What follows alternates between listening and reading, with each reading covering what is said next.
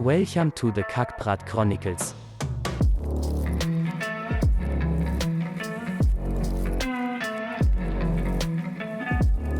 So how far do you guys go out? Are you stationed quite close to the reefs that you're working on, or is it quite a bit of a boat ride? It depends on where you're going. So the organization I used to work with, they have dive sites all throughout the Keys, from Key West all the way up to Key Largo, Islamorada, and even Miami. But average, you're looking at like 10 miles offshore. Okay, So that's not when too you're on the far. boat, there is nothing around. It's just you and water. I've never. Let me just think. I don't think I've ever been out that far in a boat. I'm not too fond of water. I grew up in the middle of South Africa, where they've had a drought for the last 7 years. There's places that haven't had a drop of rain in the last 7 years. So I mean, I'm not too fond of the beach and the sea and water. That's, if I can't see all the corners of a swimming pool, then I get a bit uncomfortable. I don't blame you. So there's especially in South Africa, because I mean we've got fucking great whites everywhere, and Yeah. Isn't that where they like film Air Jaws? yeah, it's in Gansbaai is like Yeah. the breeding ground. That's where they go out the water. Yeah. That's on Crazy. my bucket list. I want to go there. Two different people. You're like, I'm not going anywhere near it. And I'm like, yes, send me in. I must say, I'll go in the cage. I'll like go in a cage, but I'm not like I'm baffled by the fact that people still like just go and surf. And no, it's I think it's just if you grew up in that situation, it's different. It's like camping. If you grew up camping, then you absolutely love camping. I didn't grow up camping. I fucking hate camping. So it's just one of those. I can definitely say that. I'm a Florida native, so I could swim before I could walk. I don't remember a point in my life where I couldn't swim. And so when people look at me and they're like, oh yeah, I don't know how to swim, I look at them like, I'm sorry, what?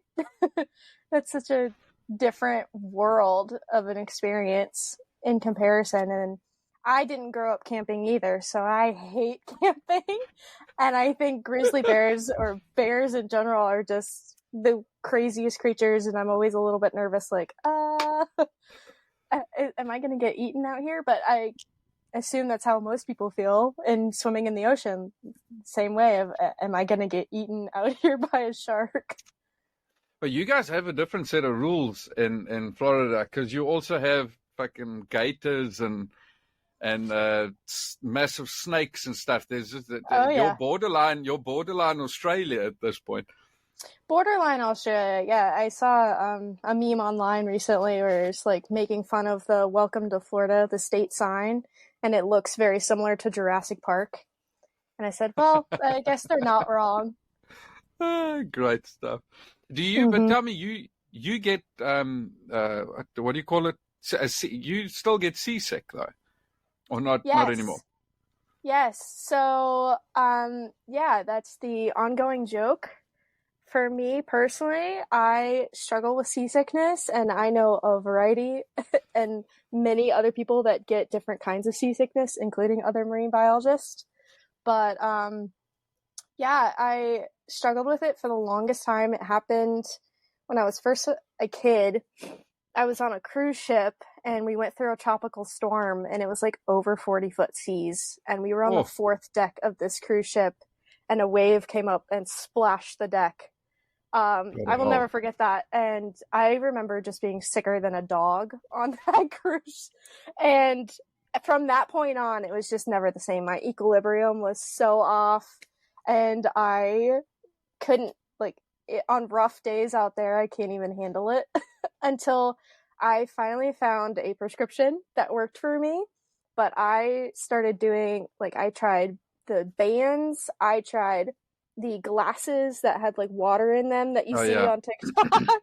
I tried a variety of different medications, and I just couldn't get over it until I found that it's called Bonine. And my friend he does a lot of fishing, offshore fishing. He said, you need to try this. It's always worked for me. And I said, okay, yeah, no problem. Like, I'll try it. Why not? And oh man, it made the world of a difference. But until then, we call it calling for dinosaurs. That's the joke, because you sound like you're calling Right, the for noise dinosaurs. you make. But yeah, that's something I definitely struggled with. Are you fine when you get in the water then? Or is it as soon as Oh, you out there you struggle? I've gotten seasick underwater, which Oh is a no. feat in of itself, but it's kind of nice. I'm not gonna lie, because you're underwater, you're scuba diving, you're working, you're actively doing all of these things, trying to keep your mind on, okay, how much air do I have? What does my buoyancy look like? Let's make sure that my feet isn't hitting the reef. Where am I on the reef? Where am I scuba team? Where's the boat? Like your mind is split in so many different ways that if you do get sick, it's kind of like you breathe in and out, you get sick, you hold your reg in your mouth, and then you say, okay, now back to work. And your mind is forced to get back to it really quickly, so you can't focus on being sick anymore. But yeah, there's a underwater current that's called surge, and it'll Mm-hmm. essentially push you back and forth. And I've been in surge conditions where it's so forceful that it'll actually flip you Oh wow. upside down. And so in those conditions, like, it could be really flat on the surface, and then underwater you're just being tossed, and even that'll do it to me.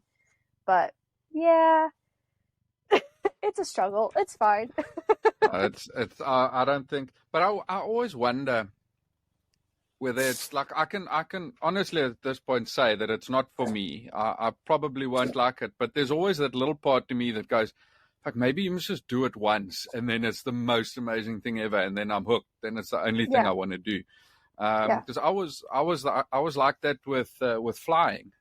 I think I was probably about 24, 25 years old when I took my first flight. And then the first flight was a bit hectic, but then I just loved it. And then I had the opportunity with a game capture. Friends of mine did a game capture, and I flew in one of those little R-22, those little two-seater choppers. Yeah. And I, till this day, like, I regularly tell my wife, I should just fucking spend a lot of money and get a chopper license, because it is the most fun I've had in my life. It's amazing. Do it. I just wonder if it's not one of those things where I must just maybe go and dive a bit, and I don't know. I've got too many stuff to do already.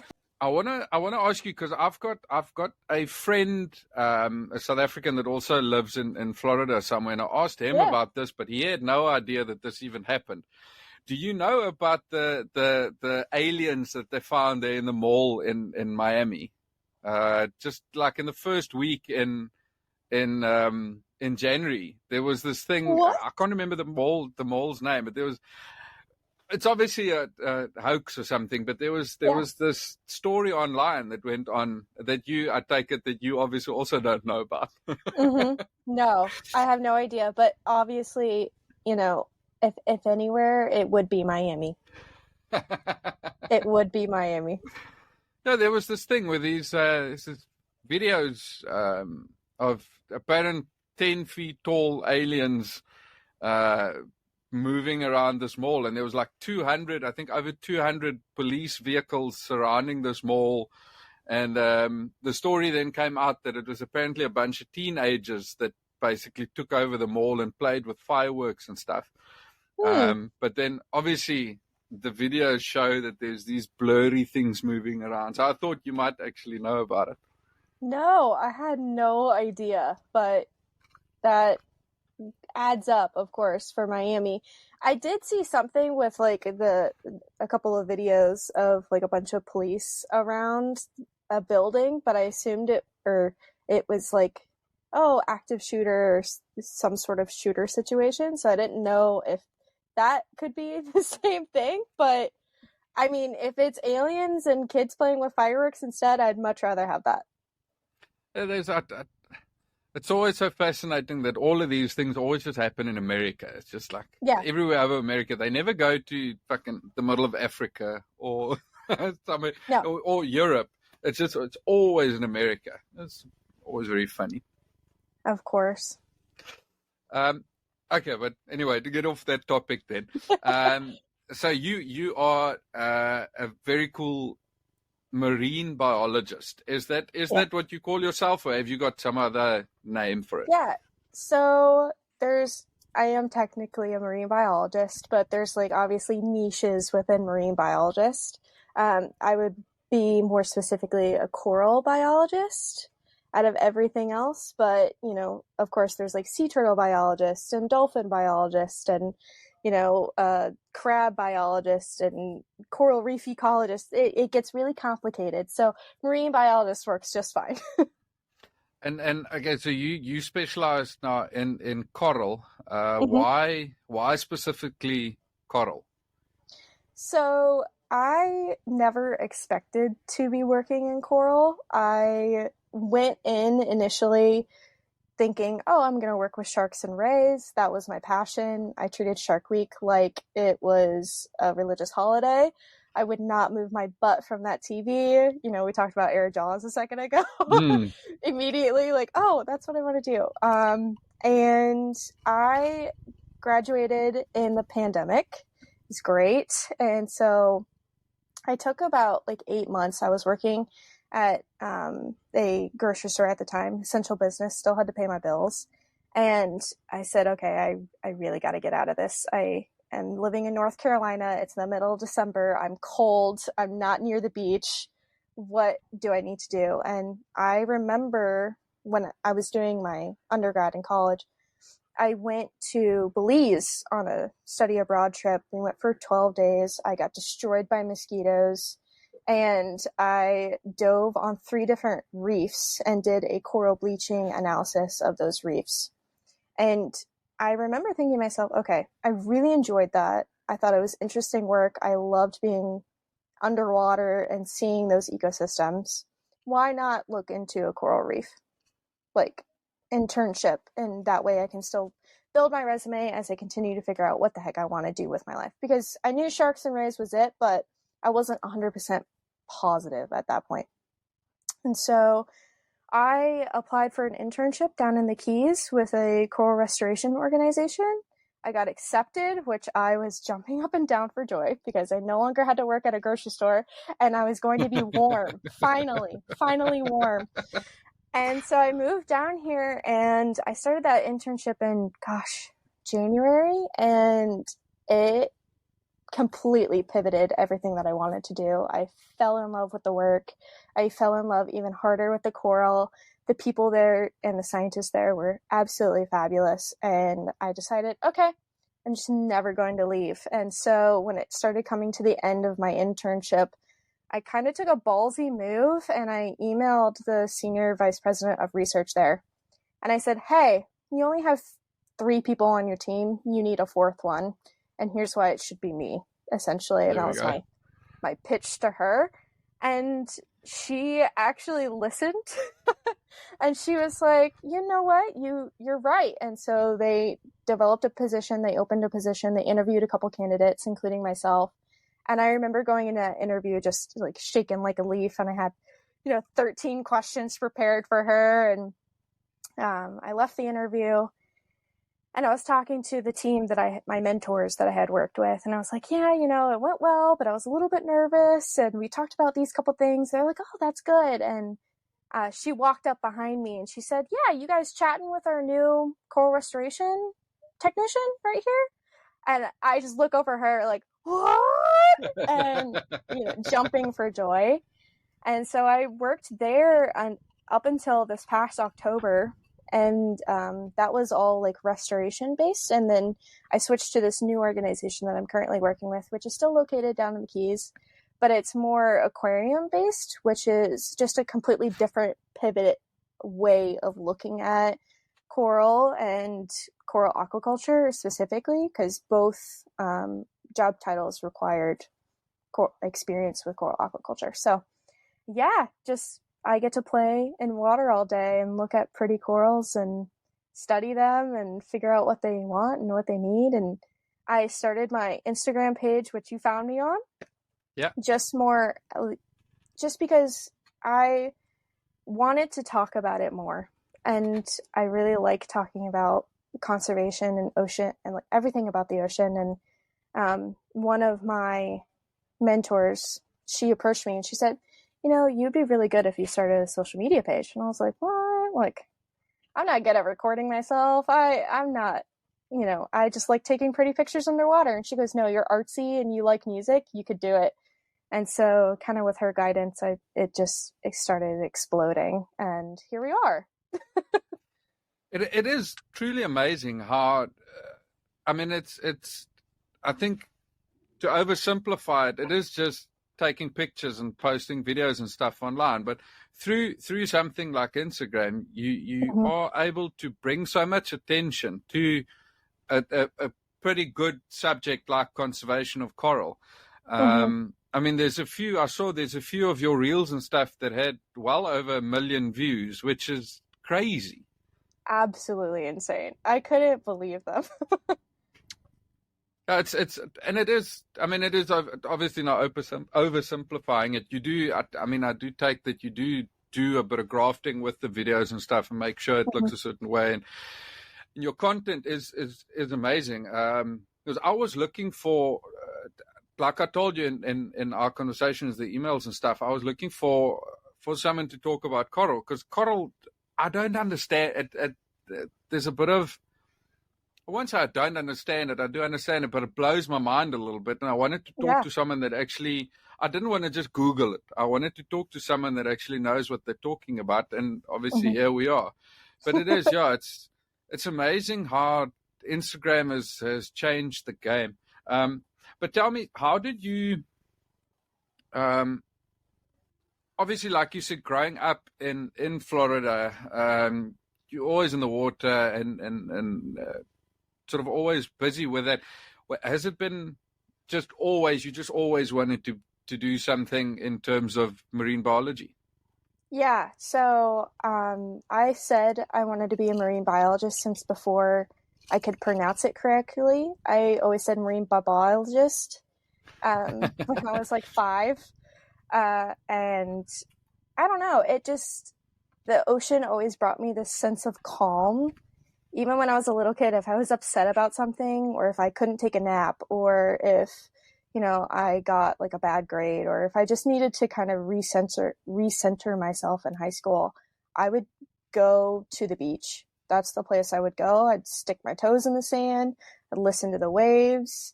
Even when I was studying, in high school and stuff, I would listen to like whale songs. And it was always just the place I felt the most authentic to who I was. And so naturally I was like, okay, this is it. This is going to be marine biology. And again, I didn't know what I wanted to do specifically, but there was just so much that we didn't know. We know more about the surface of the moon than we do about the oceans. So it's just crazy to me that why wouldn't you? I don't know. That inherent passion is kind of hard to instill in somebody, but it's just, it feels like my lifeblood almost, of like, I bleed salt water. I don't know how people don't think about the ocean all the time. And it's just, the most calming force that's ever been present in my life, outside of my husband. Did you sort of then shape your way into marine biology from an early age? Like, did you take certain subjects in school? How does that work to get into your line of work? Yeah, so I've gotten this question a lot lately, especially from like undergraduate students and high school students especially. And I just read a lot. And I wish kind of growing up we had more availability of podcasts and Instagram and things, but when I was younger, that didn't exist yet. So that wasn't a thing. And so everything that I had was books and Discovery Channel and Nat Geo and Steve Irwin, that's what I had. So, I just dove into books. I would buy encyclopedias of coral identification books and reef creatures books. And, I'd go fishing with my dad all of the time just to see what he would catch and be like, okay, Dad, what kind of fish is that? What kind of bait did you use to catch it? Like, where does it live? And I would just read constantly. And then okay, so like I said, I'm South African, so our schooling system is a bit different. Were you able to, for argument's sake, choose certain subjects to sort of solidify your path into a marine biologist sort of line of work? In high school, no. High school is just very generic. Like, you do what the school system and the district tells you to do in order to graduate, and that's it. Bing, boom, you're done. And then in college is kind of where I really started formatting what the exact steps I wanted to take to go down this career path. So obviously, when you go in, well, not obviously, but when you go into college, they will give you kind of like this checklist of like, okay, in order to obtain this degree, these are the bare minimum requirements, the course requirements that you need. And then here's kind of like extracurricular things that you can do. And so I don't even actually have my degree in marine biology per se. I have my degree in environmental science, and I minored in biology. I did that because I didn't know if I was going to for sure go into marine biology. Again, it's my passion, but some people go into a job role and then they decide this isn't for me. And I didn't want to be stuck somewhere per se. Yeah. So I started really formatting things kind of in my extracurriculars and my upper level courses like junior, senior year. And then I started doing a lot of things outside of like normal class requirements. So, that study abroad to Belize was a prime example. I did an independent study looking at microplastics ingestion with trophy fishes, and I dissected 143 fish as independent study. That was really stinky and really fun. And then I also did a sea turtle rehabilitation internship as well. So, those kinds of experiences that were available through my college kind of pushed it more so towards marine biology rather than just environmental science. After working with the sea turtles, how big of an issue is the plastic straw situation? The plastic straws, yes. So it's always such a hard one because yes, it's a problem, but it's so much more than just plastic straws. Like, everybody focuses on plastic straws because that became the big thing, right? Especially, I don't know, that photo that came out a long time ago of a sea turtle with a plastic straw on his nose. Yeah, so I think that was a great headway into what more of the problem was, but the problem is plastic pollution to begin with, because those plastic straws turn into microplastics, which are basically just any large piece of plastic that has broken down into smaller pieces. Some of these pieces are no bigger than the size of a pinhead. And those pieces of plastic are ingested by baby turtles and like newly hatched turtles, which then either can kill them or it stays into their system and causes, wreaks toxic chemical havoc on their body, because who wants to have plastic in their system? So, yes, it's still a problem, and it's arguably a very big problem, and people need to be aware, but it needs to be broader than just the plastic straws, in my opinion. The study that you did on the what is it? Did you say sport fish? Yeah, it's like sport trophy fish. Yeah. That was if I obviously you just said it, but I just want to make sure I heard you correctly. Was that on microplastics as well? Yeah, that was on microplastics. We looked at the gut contents of those fish species, because a lot of them will target animals that center around sargassum, which is just floating bundles of algae in the ocean, and they normally go along current lines in the ocean. And so normally like dolphin is a huge, or mahi-mahi is a huge trophy fish, and like swordfish, marlin, etc. will go to those sargassum lines and hit that, looking Okay. for bait and other small fish. And that's also where all of the plastic and all the microplastics tend to accumulate in the water. They will bundle up within that sargassum. So, we looked at the gut contents. It was myself and a team of a couple other students with Dr. Bonnie Monoloni. She is one of the founders, and she helped direct the Plastic Ocean Project, that big documentary. You can actually still watch it on Netflix. It's very moving, and it might make you cry a little, but it's good.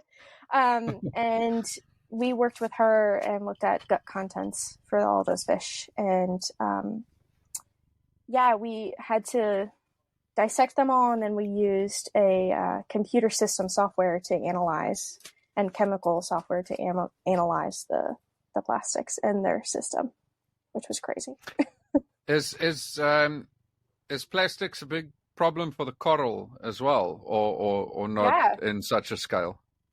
So yes, I don't have as much experience personally with working with plastics in regards to coral, but I do know that there are several research projects and active research projects occurring right now with microplastics and coral, because one, coral can ingest microplastics. They can. And because of their structure, the coral reefs, they accumulate a lot of microplastics, especially those heavier plastics, kind of like, or type 6 plastics, a lot of like PVC. You can think of those, or even nets is another one, and very light things like grocery bags is another one. The amount of grocery bags that I have pulled off the reef is crazy myself, just diving. But yes, that can be a problem too. I think let's do this. I told you beforehand that I specifically did not really Google anything. Because I wanted the information from you and not from Google, because I actually want to learn something today. Mm-hmm. And for me, like I said, the main reason that I sort of went down this whole coral rabbit hole is because there's actually a lot more different like species and types and whatever you want to call it of coral than I initially thought. And there's a lot of stuff that I thought are plants are actually coral. And I think that's what blew my mind, because there's a lot of stuff that looks like a damn plant, and then it's coral, and I don't understand that. So I think let's start with that. Like, what is, if I can ask like a simple question that might not have a simple answer, but what is a coral? Basically, a coral is a colonial organism that builds and is sedentary onto a reef. So whenever you think of a coral, you think of the whole entire plant-like structure, or a rock or a boulder. The amount of people that believe, you're not alone, that coral is a plant or coral is a rock. There's thousands and millions, if not millions, out there. But what makes coral an animal is the individual polyp. So the polyp is that really tiny, it's darn near microscopic, and they have these little tentacles on them, and they have a entire nervous system. They are larvae at some point in their lives. So when they first reproduce, they will settle down onto the reef. So, and I can get way more in depth if you want me to, but I don't want to talk for 2 hours just about how coral is an animal. But yes, it's a colonial organism, but that gets really complicated with the broader species that you talk about, because there's stony coral species and then there's soft coral species, which soft coral species tend to look a lot more like the plants that you're talking about, because they don't have a finite bone structure like the stony coral species do. So they tend to flow with the surge and underwater. So that's where it gets more complicated. Are the soft ones, are they also a group of animals that form an entity, or is it are they like a singular thing, specifically the soft ones, or do they They also? they're a group of animals that form a Okay, singular as well. entity.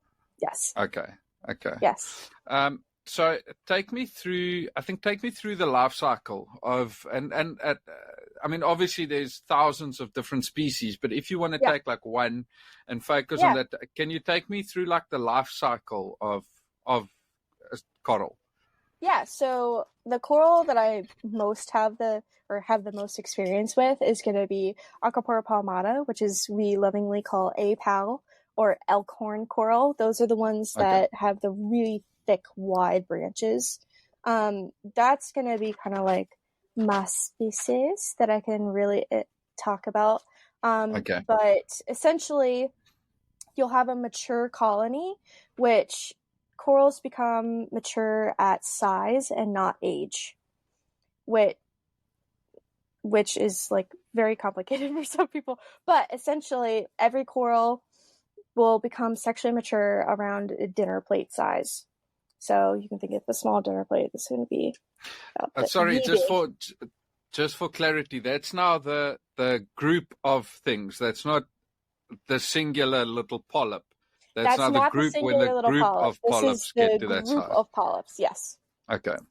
So So why is it then that they go on size and not on age?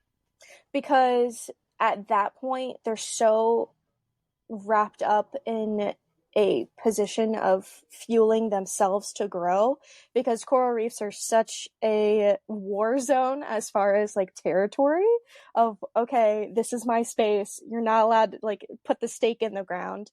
All Wow. of their energy and all of their resources is going into growth and expansion versus sexual reproduction. So once they hit that kind of size range, that's when their metabolism and systems switch to, okay, all right, we're big enough that we're established and nobody's going to mess with us and nobody's going to take our land, and now we're going to go to sexual reproduction mode. And it's really beautiful, actually, if you can ever see the chance to see coral spawn.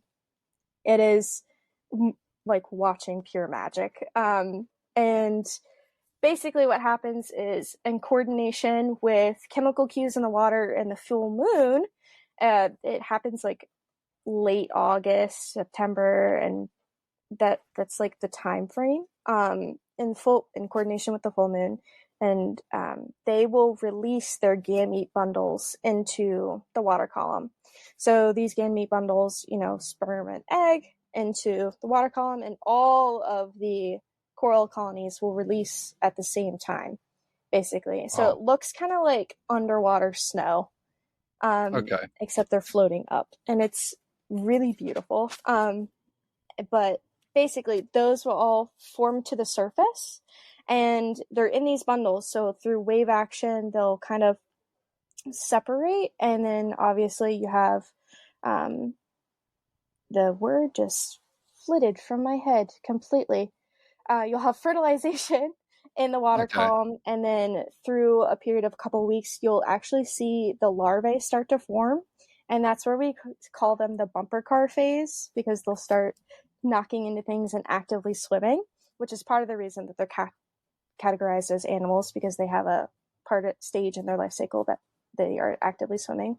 And they What will do they? look. Sorry, what's the size that we're talking about now? Like when they're in the larva stage, is it like microscopic small, or is it something that you Yes. can put in your hand and see? I know there's things swimming around here. So the gamete bundles you can actively see and put in your hand. Imagine like around the size of a pea.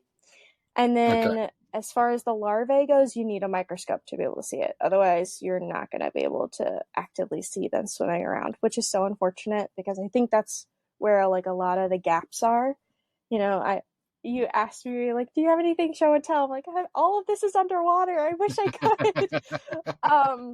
But yes, all of this is like microscopic size. So they will look for chemical cues. We've actually seen that they really like to gravitate towards where different algae is located, and different different chemical cues of other coral colonies, and they'll settle on a spot on the reef. And so that one, when they settle, that's when that first polyp really starts to form. and then obviously the mouth, and then they just start duplicating from that point, and then you end up with a coral colony that begins to grow throughout years, centimeters every year. And they can live, 2, 3, 4, 500 years old. Wow. I've seen coral colonies bigger than dining room tables. I've seen them, 6, 7 feet high. It's crazy, the life stage that they can have. And then once they reproduce for that first time, like get to that sexual reproductive size, they will continue to reproduce every year after that. Why do they do it on a full moon? Is it because of tides or something? It's one of the great mysteries. There's still a lot known. That's a lot that's unknown about coral, and that's why it appealed to me. Because there's so, even like basic physiology, we still are figuring out how exactly they work, even down to the zooxanthellae relationship of coral. So, which is the algae that live within coral tissues, and they have a symbiotic relationship. Okay. And essentially, the zooxanthellae will produce food for the coral, and the coral give the zooxanthellae structure. So think of it like a really nice house tenant that's cooking food for you every day. Do these okay, I'm trying to wrap my head around this now. So do these polyps share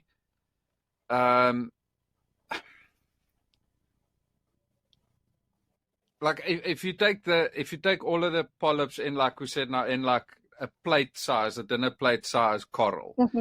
all of the polyps in there, are they all connected somehow? Do they share? If one guy eats something, can the other guy draw nutrients from that one? Or how does that, are they all connected, or are they all singular little polyps and they live their own little life in the structure? So they're all connected via tissue.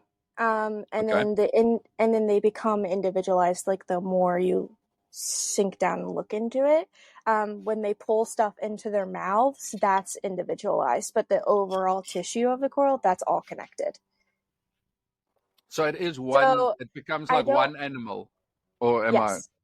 Yes. Okay. The whole thing is one animal, but also the polyp itself is one animal. So kind of like how, I hate using plants as an example, but that's the second best thing that you can think of, right? So think about how like leaves on a tree are part of the tree and is still technically a plant. Okay. The individual polyp is still an animal, but the whole colony is still coral. Okay, I get what you're saying. Yeah. All right. Yeah. I know it gets really tedious and very like mind-boggling at the same time. Like, this little thing right in front of me has a mouth. What? And what's very hard to see sometimes, depending on the coral that you're looking at, like some of these huge disc corals have giant mouths, and you can see when they open up and they bring the food into their mouth. And it's very, very easy to see. And in other smaller polyp species like apal, you can't see the mouths, and you can't see these little intricate details unless you're looking at it underneath a microscope. Because I can understand there's some of these corals that you can see little different things where you can obviously see the polyps, but then there's one specific one that I saw that I think it's called like a brain coral. It's just it looks like a brain. Mm-hmm. Like with that, you can see the little fingers or whatever you call it. Is obviously a technical term for it, but you can see all of the little frills, but it looks like one thing. Yes, it is both, technically. Okay. So all those little things that you're seeing are the tentacles to the polyps. Okay. Yeah. And this is amazing. I'm loving this. Yeah. So all the little things that you're seeing are the tentacle, like the little frills, are the tentacles to the polyps that lead to the entire organism being one whole thing.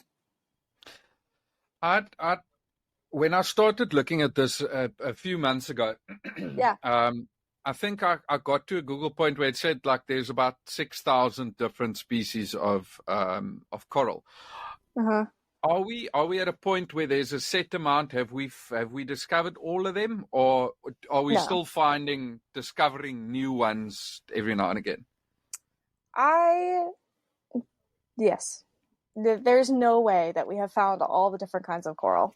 There's no way. Because there's even like deep sea species of coral that I know other researchers specialize in. Obviously, the coral that I'm looking at is anywhere between, 8 and 50 feet of water. They're not going to be, super deep, but there's other species that are like 300, 400, 500 feet deep, and you have to take submarines to look at them. And so I have a friend that that left the Keys because she's going to go research them.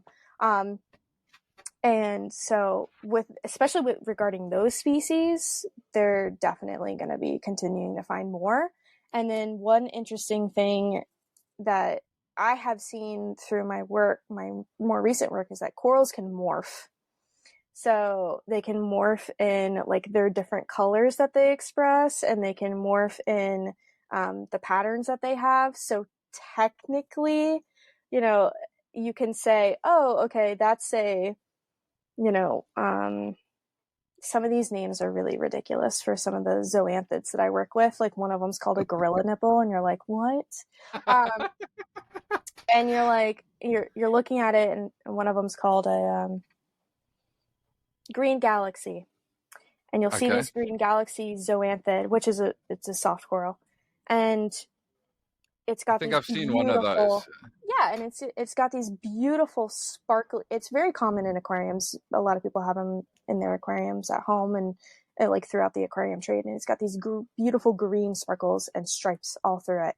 And then for whatever reason, there's like a chemical cue or the zooxanthellae change, and it'll start showing yellow all of a sudden, and you're like, oh, now technically that's classified as a new coral, and you're like, oh wow, what?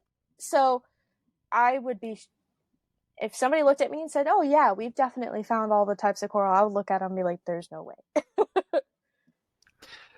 do these, I'm talking about the colors now, do these polyps have, because I mean the animals, so do they have eyes and not in the sense of an eye, but can they detect color? Can they smell or detect like pheromones? Or do they have, like, for argument's sake, an eye, a nose, and ears?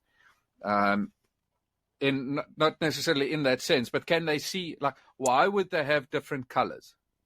So that's just like how people have different color eyes. It's an example of gene expression. So different corals that are unrelated will have different gene expressions. So one could be way more of a vivid green and one's a brown, and then there's another that's like a mustard yellow, for example. And that's just, again, an example of gene expression, like how some people have blonde hair, some people have purple hair, some people have blue hair, some people have brown hair. No hair. No hair, exactly. So that's just more so gene expression. As far as like why specifically, I'm not 100% sure of, but I do know that there's like predator-prey relationships. Example, like butterfly fish will eat, and parrotfish will eat off of different corals and coral colonies. And it wouldn't shock me if there's like a correlation between, oh, if that's more of a vivid green color, these predators stay away from me more. But I'm not positive. That's not necessarily, like, for argument's sake, coming back to, we don't want to make the connotation of the plant, but coming back to like certain flowers have got certain colors so that they can procreate via fucking birds or whatever that come and spread the pollen. Or for argument's sake, like, it's not like with birds where the males have these vibrant colors to attract a female. It's not like different corals have. No. Okay. Because corals can reproduce without anybody else around, so they don't need a partner to produce their gamete bundles. They're completely self-sufficient in that regard. They just need a different colony at least close by for their gametes to actually produce another new colony. Am I right in saying that we can split coral into hard coral and soft coral? Yes, 100%. Okay. And another difference Yeah. between hard coral and soft coral is like hard coral have, I believe it's like six frills to their polyps, like 6 tentacles. And Okay. then soft coral will have 9. Oh, okay. So that's another way to differentiate it looking at them. Now I want to make sure I wrote this down because I want to say it correctly. A sea. Fuck me now. I can't remember which one is which. Is it anemone or anemone? Anemone is how I say it, but I could be wrong. I'm also not sure, but anyway, it doesn't matter. Is that's a coral, right? No. Or not? That's different. It's Okay, like a so coral that cousin. Okay. Coral cousin. What's a anemone? Is that also an I would have say like that fucking what's that yeah, what movie is that? Finding Nemo. I'm not sure how to say it. Because me and my wife, because I just Googled the little, obviously, when I say I didn't Google at all, I Googled like a little bit just so I can not sound like an idiot while I'm still sounding like an idiot. But under what I Googled, but see, this is why I didn't want to Google it, because you get bullshit answers from Google. Is it said that, but it was spelled Anenom, and then no, it wasn't. It was spelled Anemone, so anemone, and anemone, whatever. Let's get off the subject because I'm going to lose myself here. Anyway, what I Googled was, it said that's also a thing, and that's why I wondered now with the little frills, is because the sea anemone has got like a load of them, where it's not just 6 or 9. Yes, they have a lot of tentacles, yes, but they don't have individual polyps. That's all one. So that's all one unit, if that makes sense. Okay, yeah, that makes sense. But let's leave the anemones. Forget the anemones. Yeah, let them stay anonymous. Yeah, anonymous. I like it. So so the hard corals or the rocky corals or whatever you want to call them, are all of them reef builders, or are they only? Yes. Okay, what is a reef builder? What does that mean? I'm trying to find like a good analogy, because that's kind of like what I'm specializing in at this point. It's like, okay, how can I take these complex and almost outrageous sciencey things and break them down into digestible viewpoints. So, when you're building a house, you have to lay the foundation. Yep.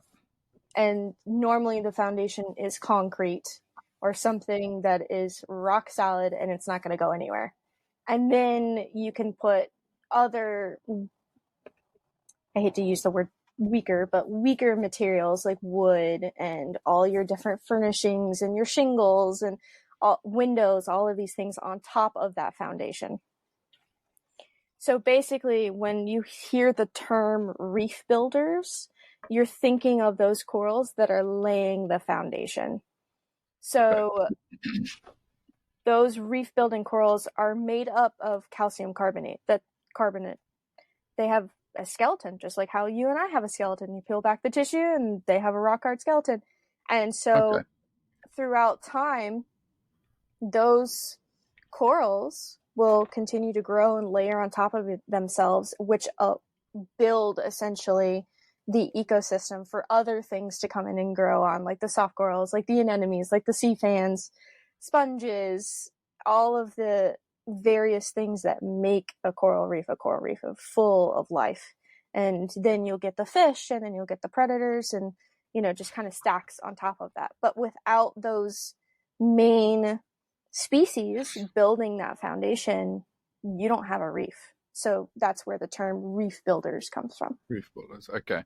And then do all of these I mean, let's take if you want to talk about one specific one. Yeah.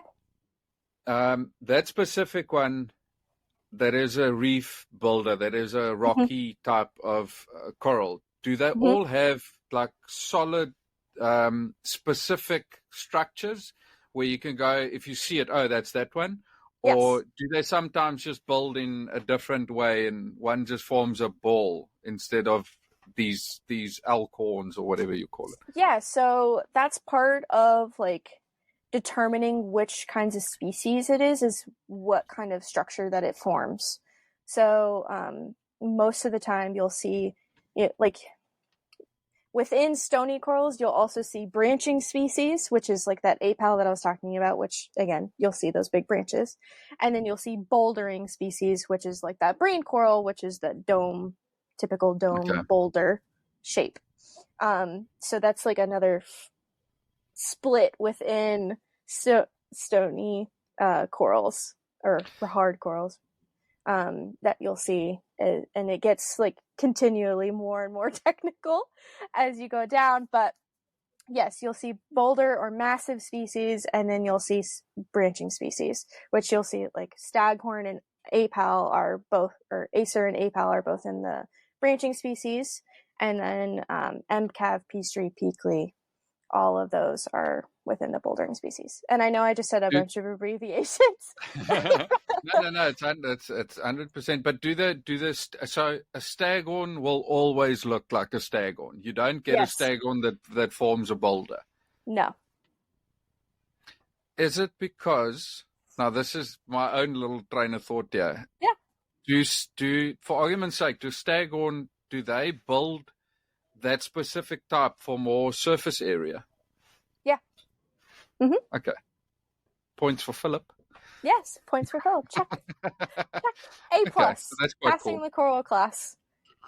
Yeah, so again, like how I mentioned, a lot of species will grow in different formations, and that's how scientists can identify them. So as we are swimming through the reef doing a survey, I can look down and be like, okay, that's a staghorn, that's an apal, that's a symmetrical brain coral, that's an asymmetrical brain coral, that's a parietes, and kind of go from there, just based off of the shape that it creates. And then especially with the brain coral, you can even see the patterns of the grooves where it'll mirror each other, or it'll just look like a bunch of swirls on top of each other.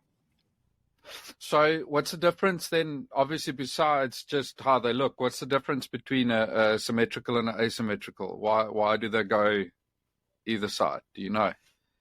For like brain coral? Yeah, well, why do some of them go symmetrical and some of them asymmetrical? Because it's two different species. Oh, right. Okay, yeah, that makes sense. So they're classified as two different species. Not a super fancy answer. No, but it's funny because you don't know. Obviously, I don't know what I don't know, so I ask these stupid questions, and sometimes you hit the gold mine of it, and then sometimes there's just something that you don't think of as, it's a different thing, Philip. Calm down. Can we take a bathroom break quickly? Yeah, go for it. If you're okay with that, and then I'll be back in 2 minutes. Perfect. I did realize I said earlier, I just was looking at Instagram and stuff, but I said 9 polyps in the formation of like folds, right? Or soft corals, it's actually 8. So I want to correct myself before. Okay. I don't want anybody being like, she's wrong. It's 8. You'll get that one college student that's like, I'm in the middle of learning this. It's 8, not wrong. So I'm gonna fix myself right there. It's actually 8 folds, not 6. We'll get some comments out of that. That's fine. Yeah, some hater comments.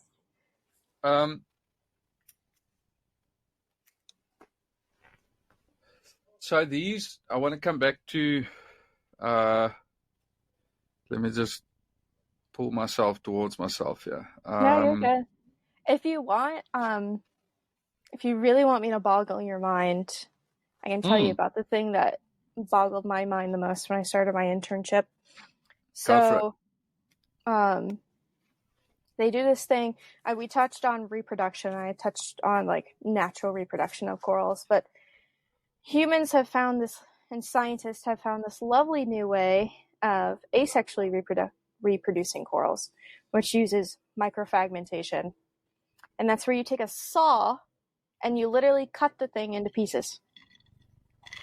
And I remember as an intern watching this, whole process and just thinking, it's gonna die. There's no way. Yeah, it's very invasive. Incredible. Imagine somebody coming in and cutting off your arm and be like, grow it back. Yeah. And they were like, yeah, this is how we asexually reproduce our corals. This is how we're going to be doing a lot of our restoration efforts. Because in order to do active restoration, you need corals to be able to do that. And you can't wait every year and then wait, even longer for the corals to be of size to outplay onto the reef. So watching this, I was completely taken aback. And I'm not kidding. You take you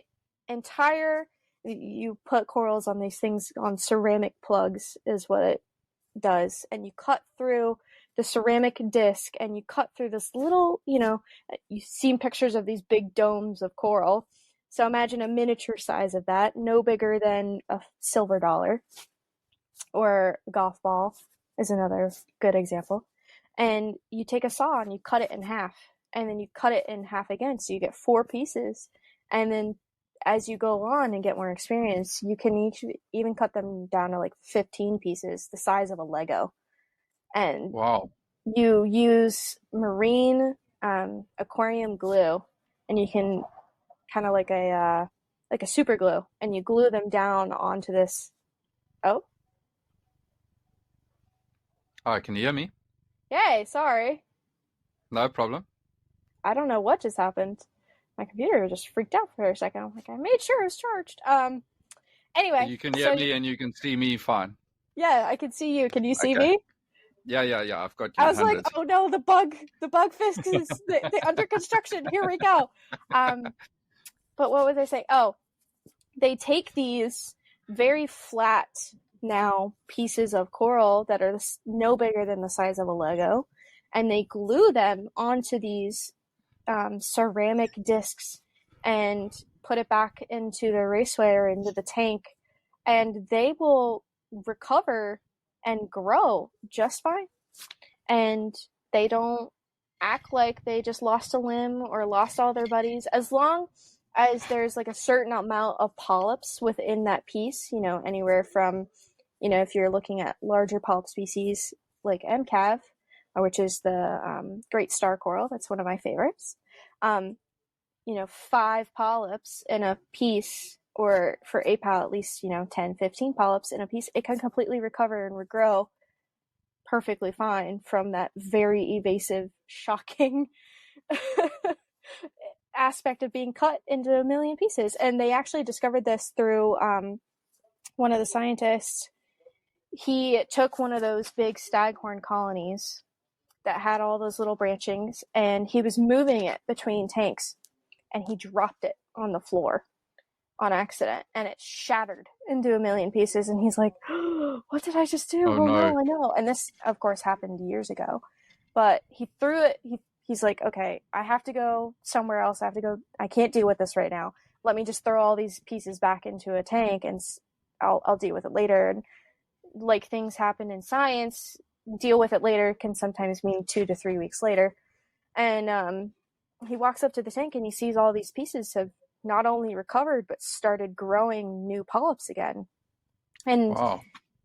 When you think about it, it makes perfect sense, because when you get wave action and when you get, things like hurricanes, they can knock rubble and coral off of the reef and split them into a million pieces. It naturally makes sense for them to be able to just regrow from those pieces again. So I think that was one of the craziest things that I saw and learned through my internship and through being in this field, is like, oh, you can take this little animal and completely destroy it and wreak havoc, and it's completely resilient and fine. This is the main the main thing that you guys do in the coral nursery, right? This is, Yeah. am I right in saying that's the Mhm. main way that you reproduce these animals? Mm-hmm. So basically, the way that it worked when I was working there is that it was created into a pipeline. So we had native corals that were collected through the reefs and through a lot of permitting from the state. And we were allowed to collect those if they were deemed, endangered. So, or in danger, which means like pieces that were knocked off of the reef and sitting in sand and were undoubtedly going to probably die. And then the other way that we got genetic diversity was within our coral reproduction laboratory. So they would take mother colonies and have them reproduce at the lab in these tanks that were outfitted with nets, and you would go in with a pipette and you would collect all of the gamete bundles, and we would manually create these crosses of these different genotypes. Okay. And then in the coral reproduction lab, she would grow those out into the size of a plug, and then they would be passed on to restoration, and then restoration would then asexually bump up all of the numbers, because we were given like between 7 and 12 of all these new genotypes that had just spawned the year prior. And Okay. we would take those 7 or 8 and turn them into 2, 3, 4,000 through this process of cutting them. And it's just absolutely insane. Boggled my mind. Obviously, you basically press fast forward Yes. when you do that, because I take it. Do they when they release these polyps? Is it on every full moon, or is it once a year, or So what's the regularity of that? When they spawn, when they release their gamete bundles, Sorry, yeah, that's the word. No, you're good. It depends on the colony. It really does, on the individual. So some colonies will spawn multiple times throughout a season. Some colonies will spawn once, and that's it. Some colonies won't spawn at all, and it just depends. And they will actually check if the colony is essentially pregnant they will break one of the branches, and you can actually see the developing gamete bundles within the branches of the coral, because essentially it comes out through the polyp, and you can see them kind of set, and so the coral looks like it gets really bubbly, like it's full of rash almost, or a bunch of pimples almost, and you're like, ew, what's going on with that thing? And then once the time frame is right, it's anywhere between like, I think when we sat and watched for spawning, it was anywhere between like 8 to 3 in the morning, of 8 at night to 3 in the morning, of just, okay, let's watch this and make sure and see what happens. And so we'll look to see if it's pregnant, first of all. And then once it actually is pregnant, we'll bring it into the lab, and then we'll see if it sets. And then if it sets, that's when we know it's for sure going to go off, is what we say. Okay. Mm-hmm. So take me through, like, working at this nursery, this coral nursery. Take me through sort of the whole game plan from receiving that little piece of cut coral that's on the little plug to when you are actually able to take that back into the ocean and go stick it to a rock. Yes. What's the timeline? What's the process? How do you do that? It's equally a complex and simplistic process, because there's a lot more in-depth aquaculture that goes into it than what people realize. So we get those, new genetic diversity from our coral reproduction lab, and then we put them into the restoration lab, and then we cut them into a million little pieces using microfragmentation. And then we put them into a tank. And that tank has to be temperature controlled, and it has to be, good water, essentially. that doesn't have any interfering chemical cues of what is in the water. Make sure it's clean and good and not doesn't have any like chemicals in it, especially because we're pulling water from the ocean, right? But Okay, you can that's have what I a wanted to ask now. variety of different things that are in there from humans being nearby. So like gasoline is an example. Or if the copper's too high, it's just kind of, if you've ever had a fish tank, it's the same thing as making sure your water parameters are healthy for the things that are in your fish tank. Yeah. And then you have to make sure that you have a pump in there for flow, and then you have to provide it food, and you have to make sure it's getting enough sunlight. And basically, once all of those things are checked and good to go, you have about a 2-month time frame of when that coral is cut to that Lego piece to when it's, that big to be able Okay. to be outplanted onto the reef. And we typically wait for that size frame because we've noticed like there's less predation on the coral through either like snails or fish species if they are that size versus if we just put down the little tiny, Lego piece. But If you, yeah. no, sorry.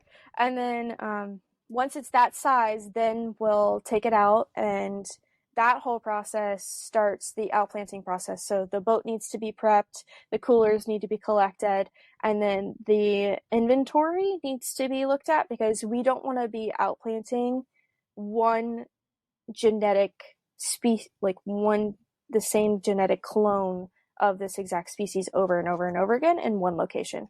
So having that Makes genetic sense, yeah. variety is important as well. So we need to make sure, okay, we're outplanting, 50 of this genetics, 100 of these and 200 of these and 20 of those, just so, of what does survive, there is still chances for reproduction. Essentially, we're trying to work ourselves out of a job. Yeah, you obviously want, I mean, you don't want to plant the thing there and then you want that continuity so that it can survive and reproduce and all of that. Mm-hmm. But then I take it that while you guys are doing this 2-month long process in the nursery, there has to be prep work in the ocean as well. Yes. In terms of where you then plant them. Yes. So we are given different parameters of like where we're allocated to outplant just by like via permitting and talking with the state. And then those are chosen based off of like current coral coverage and past existing coral coverage and what looks essentially the most promising for restoration sites of like likelihood of success in that area.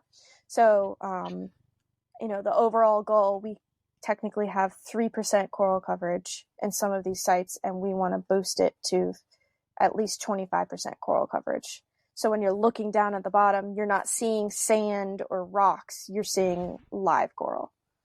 And so that's how we kind of pick those sites. And then another thing that we have to do, or that we previously did, we would take tags that are aluminum and we would hammer them down, and each one has a specific number. So when we go back and we take monitoring photos, we did like 1 month and then 6 months and then a year and then every sequential year after that, we could figure out just which specific coral colony we were referring to.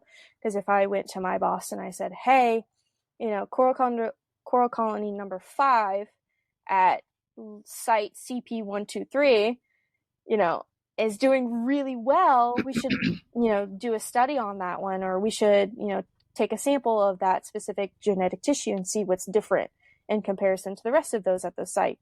And having those individual numbers allows us to do that. So we have to prep the site doing that.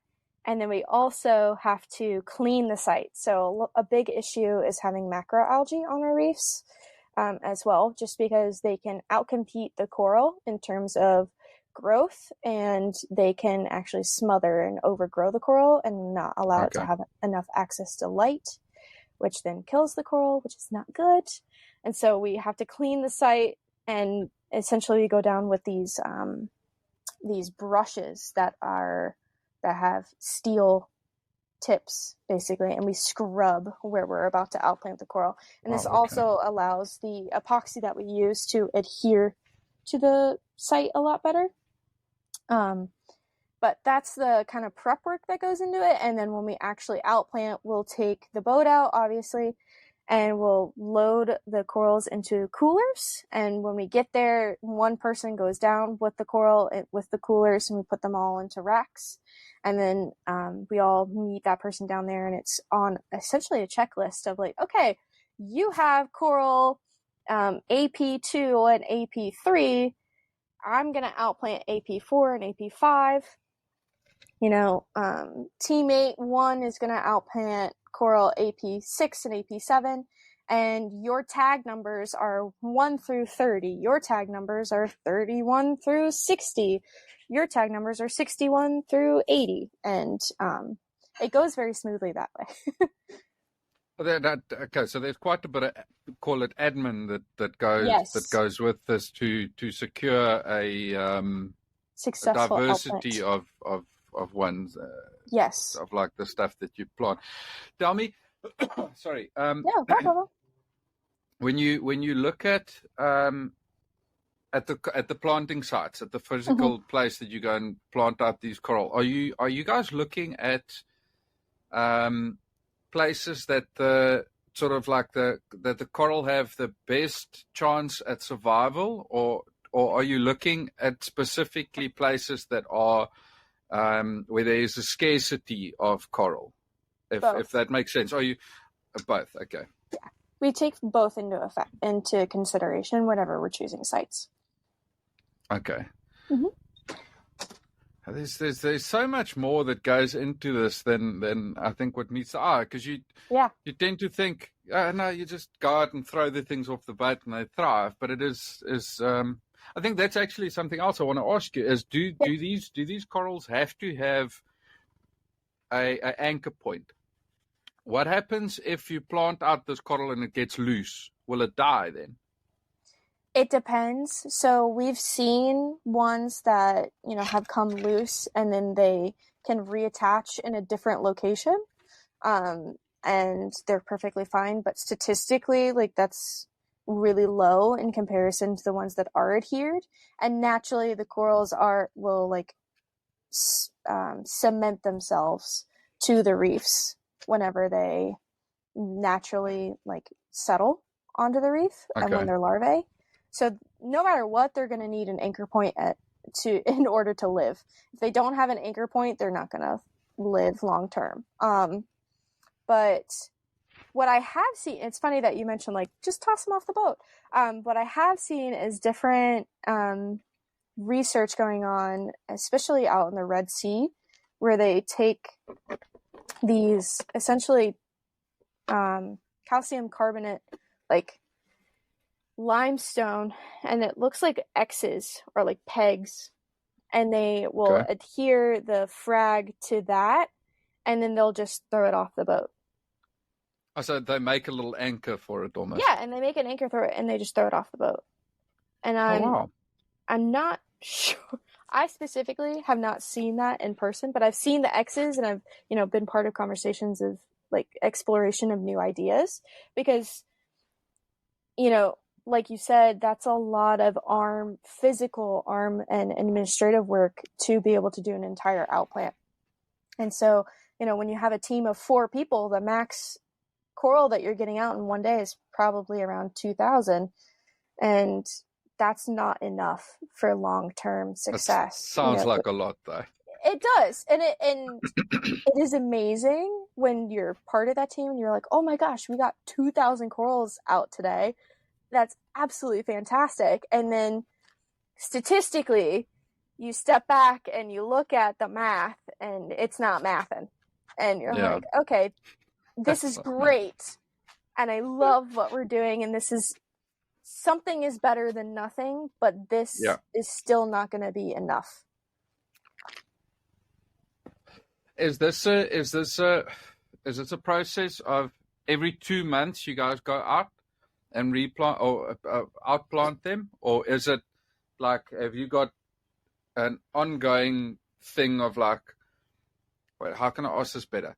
Have you got a batch? Do you guys work in like a batch, and all of these that you've got in the nursery get outplanted and then you start from new? Or is it like a rolling figure where you've got 1,000 that's ready, but you've got another 3,000 in the nursery? Or do you work off 2 monthly? When I worked there, it was a batch effort of like, okay, we're going to be outplanting every, by the end of every 3 weeks, we're going to have a goal of at least 3,000 corals outplanted. Okay. And it also depended on, the health of the corals at the nursery too, because they have to, in order for the permittings, part of the permit process is to have a coral vet actually look at the corals and say, okay, that's a healthy coral, it can be outplanted onto the reef. That way, if there is anything funky going on with it, we're not putting that onto the natural or in the natural environment. That makes sense. But, to have the vet look at that and okay it, and then we did work in batches. And so some of these facilities have, 80 raceways that are just full of coral. And to give you let me just ask you, sorry, what's a raceway? That's a tank. Okay. A tank. So in every tank, 1,200 coral can be in that one tank. So you have 80 of those, a little quick mile. That's a lot of coral you're talking about in one facility. So all of what we tried to do is batch cross them, but it also depended again on the genetic variation within that specific outplant that we wanted to do, because everything was roughly 2 months, but sometimes that one different genotype that we wanted to use still wasn't quite ready, so we had to go and grab a different coral from a different raceway. Okay. I've seen on your Instagram, there's here and there you've got a little fish or a snail or a random crab that you guys normally give a name, which is quite cool. What's the specifically in the nursery, what's the symbiotic sort of thing going on there with different animals, or is it just stray stuff that get in, or are they purposefully there? Yeah, so they're all purposefully there. Some of them, so like the crabs is a big one. The crabs have a symbiotic relationship with the coral, not directly, but more so indirectly on a total environmental stage, because the crabs will go in and eat the macroalgae that we tend to have to scrub away. So they act as our all natural gardeners and lawnmowers. And so we will introduce them to the outplanting sites prior to us outplanting, and they will essentially eradicate that macroalgae prior to us putting the coral there. The little fish that we have in there, so I'm trying to think of exactly which species that we had in there, but some of this fish, like doctorfish, will eat aptasia, which is an anemone. But the aptasia will actively sting coral, which is no bueno, and it causes tissue recession. Obviously, imagine getting stung repetitively by anything, and that's not going to feel good, and over time your tissue is going to recede from that area. So we have some fish that will eat pests, and then the snails are actually in there to eat algae and just kind of keep the entirety of the tank clean. But so you have a colony of call it for argument's sake helper animals in there. Do you have different ones coming in and out? Do you release them as you release the coral, or do they basically live in the nursery? So the goal with the crabs is to release them into the environment. And then the rest of the animals, like the snails and the fish, will stay primarily in the nursery just to help with maintenance, essentially, in the team, because there's only 4 or 5 people working with 80 raceways, and if you have to scrub everything one by one, that's not really time efficient, and when we can have these lovely little critters help us out. So staying on that subject, how much work, like what do you do? What's your day-to-day job? Because obviously we put it into a certain time frame, 2 months, you get them in, they grow, and you plant them out. But I mean, what happens in those 2 months? What do you do physically with them every day? Yeah, so it really depended on the day, and that's the part that I really liked about it, is like you walk in the door and some days it's, oh, you can just jam out to some music and you're going to be microfragging all day, and the goal of the day is to make 2,000 frags, and we'll see how the day goes. And then some days it was you're going to be changing out all the racks in this one raceway because the CCA in here has overgrown too much and it's encroaching on the coral, and you're going to replace racks. And then some days it was we have to prep for an outplant, so that means separating out epoxy and getting all the dive gear together and making that checklist of who's going to be doing what on the boat. And some days it was, let's do some research and test what this specific antibiotic does to corals and see if it impacts their growth rates.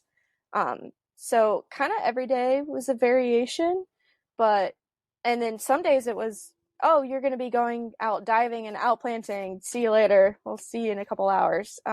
Take them out to the reef. And it really, truly was on a day-by-day basis. I would often get a text message, 8, 9 p.m. of, hey, you're on the boat tomorrow, just so you know. And that means you have to now get to work a little bit earlier. You have to make sure you have all your dive gear with you, and you're going out. I have to make sure I take my bow knife. But most of the time, whenever you're working like specifically in the nursery, a lot of I was doing a lot of like the main administrative work. I was doing a lot of like the health checks to make sure that all of the coral were healthy and maintaining well inside the nursery. Feeding was a big task as well. And then I did a lot of the intern coordination as well. So I was essentially the person that would teach all of the interns of like, okay, this is what a coral is. This is, don't do this with it. Don't, this is how you algae mitigate. This is what, the various pests that we deal with are, like aptasia, and pointing them out and teaching them how to deal with the aptasia. And okay, whenever you're siphoning, and all of these tasks can be grouped together into coral husbandry. That's the fancy scientific word for it. The research, is there any is there like an ongoing research effort in terms of like a better way to do certain type of things, or have you pretty much got it down to a science where this is the way we do it, this is the best way, it happens this way, and then it gets planted out? Or is there a rolling figure of, okay, let's try and make this better? What does the research entail while doing all of this? Yeah, so it really depends on who you're talking to, right? So, if you're talking to somebody like me who's worked hands-on in the tanks, and you're more of like a theoretical scientist, and you're coming from a point of view that you haven't worked in the tanks before, and you're like, you should try that. I can look at you and be like, that's not going to work. There's no way. But that's the beautiful thing about it. You have so many different opinions and so many different experiences of people, of scientists all throughout the world. We have it's called a coral restoration workshop. And essentially it groups together scientists over a week time span from globally, talking about different restoration methods and different methodologies that they use within their nurseries, and even just down to like different materials. One thing we have offshore nurseries where it's those coral trees. I'm sure you've seen Oh yeah. pictures of them, and they're entirely made out of PVC, and they're stacked on top of each other in different angles. And I met this gentleman, and a different scientist, and he was like, well, why do you use PVC? You should use, this instead. And why do you use a brush when you can use a pipette to get off all the algae? So everyone does coral restoration. Everyone does all of these aquaculture systems in a different way and different approaches to it. So it can really depend. Even when you're collecting like diadema, those big long spined sea urchins, I've seen people use nets for them and put them into a 5-gallon bucket, and they carry the bucket up to the boat. And then I've seen people use egg crate, and they just stick the egg crate through the spine and move it that way. Okay. And I remember, I was part of the net gang for a long time, and I saw somebody use the egg crate, and I looked at them like, I never thought of that. Why didn't I think of that? Like, that seems like such a obvious answer. And so that happens all of the time, of just like, why would you do it that way? It's funny that you mentioned that. Me and my wife were talking about the similar thing the other day. We were talking about, and I actually want to ask you about this. We were talking about people going into space. And I don't know if this is like a true thing, but I saw this thing a while ago. I don't know how many years ago, 20, 30, 40 years ago, while the space race was going on. America apparently spent like millions of dollars to do research on a pen that works in zero gravity, so that they can actually do the research up while they're in the space station in zero gravity and can actually write something down. Meanwhile, back at the ranch, the Russians were just using a pencil. And it's such a simple thing, but if you don't think of that specific thing, you just bypass it and you try to overcomplicate the thing which isn't needed. And like you said, you use nets, but you can just do that, and it's a weird thing. The reason why we spoke about space with the coral is it's going into the ocean for me. Like, you guys divers are a lot like astronauts, because I mean, if you put black and white, if you write it out, it is, I mean, you guys going into a area where you need oxygen to breathe. You can move in 4-dimensional space. You can go up and down and left and right, and it's amazing how little we actually have researched the ocean. How little. I mean, obviously, there's massive effort, and we've done a lot, but there's so much that we don't know, and so many places that we haven't been because of limitations. And I think you guys could very closely be classified as astronauts, going doing those dives. Ocean astronauts, yes, I'll take it any day of the week. Tell me, once you've planted these things out, once the coral are cemented into the rocks or whatever you planted on, what's the path forward? How do you go on a weekly basis? I think you said it's monthly, 6 months, and then every year. So it's 1 month, and then 6 months, and then every year after that. And then what do you go look for? What's the process there?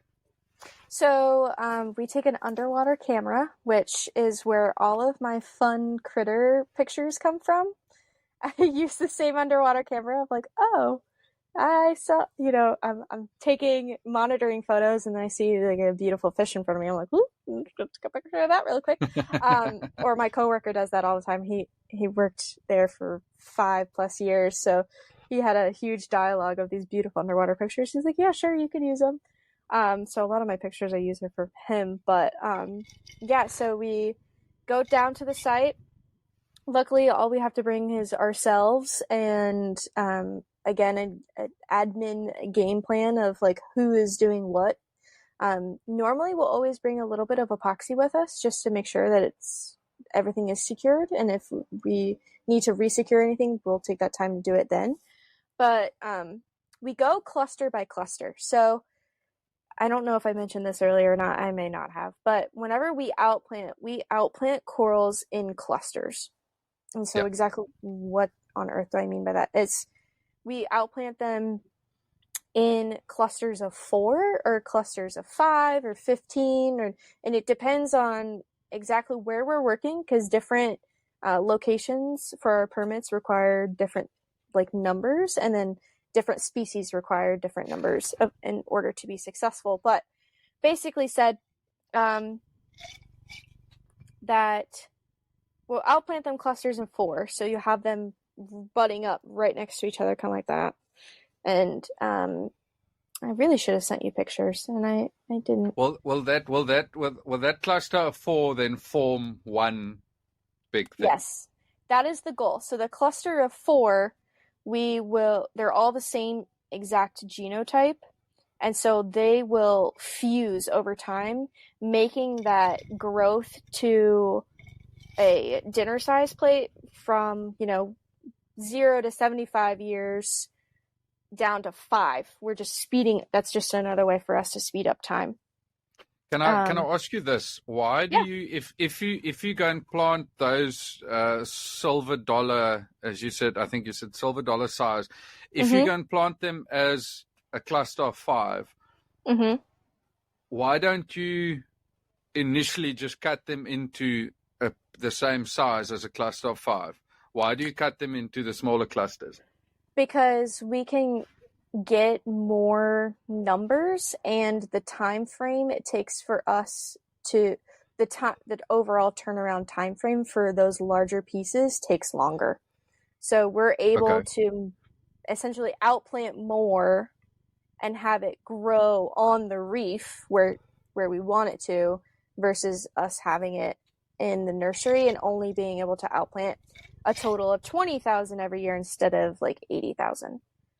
But whenever going back to the original question, which I totally got sidetracked on, when we're monitoring those little 4 outplants, we take a picture of it, and then we go back to the lab and we use those images to catalog them in a couple of different factors. So we look for overall fusing. So that's when the tissue is merging together in all 4 of those outplants. And then we look for if there's any predation, like if it got munched on by a fish, or if there's snails that are eating the tissue off, if there's bleaching, that lightening of tissue, the booting out of the zooxanthellae tenants, essentially, and we look for adhesion or to the reef itself, and just overall growth.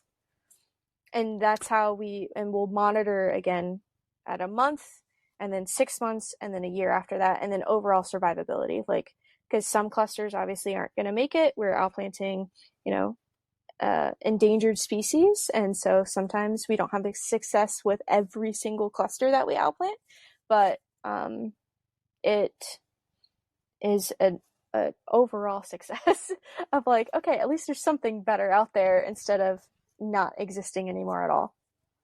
I guess that also makes sense why you would plant out 5 pieces instead of 1. Because if one of the 5 don't make it, there's 4 still going. Where if you only plant one bigger one and it fails, then it's a big one that fails. Exactly. I want to. Which way do I want to go now? Because I want to ask you about the bleaching, but I also want to. Yeah. Let's do this. The photogrammetry that you guys use. That is very interesting, because you use 2 cameras on a little rig. Yes. So tell me about that, because that's very interesting. Yeah, so essentially, I don't know if you saw it in my recent post, but there's a square essentially that's on this weighted rig, and we'll outplant the buoys for the swimmer, if whoever has the cameras. We'll outplant put down buoys to mark off exactly the edges of the site, And then Okay. we'll put down these markers for the photogrammetry, and it depends on how large the site is, but you need at least like anywhere from 5 to 10 markers on an individual site so the computer software can accurately document everything.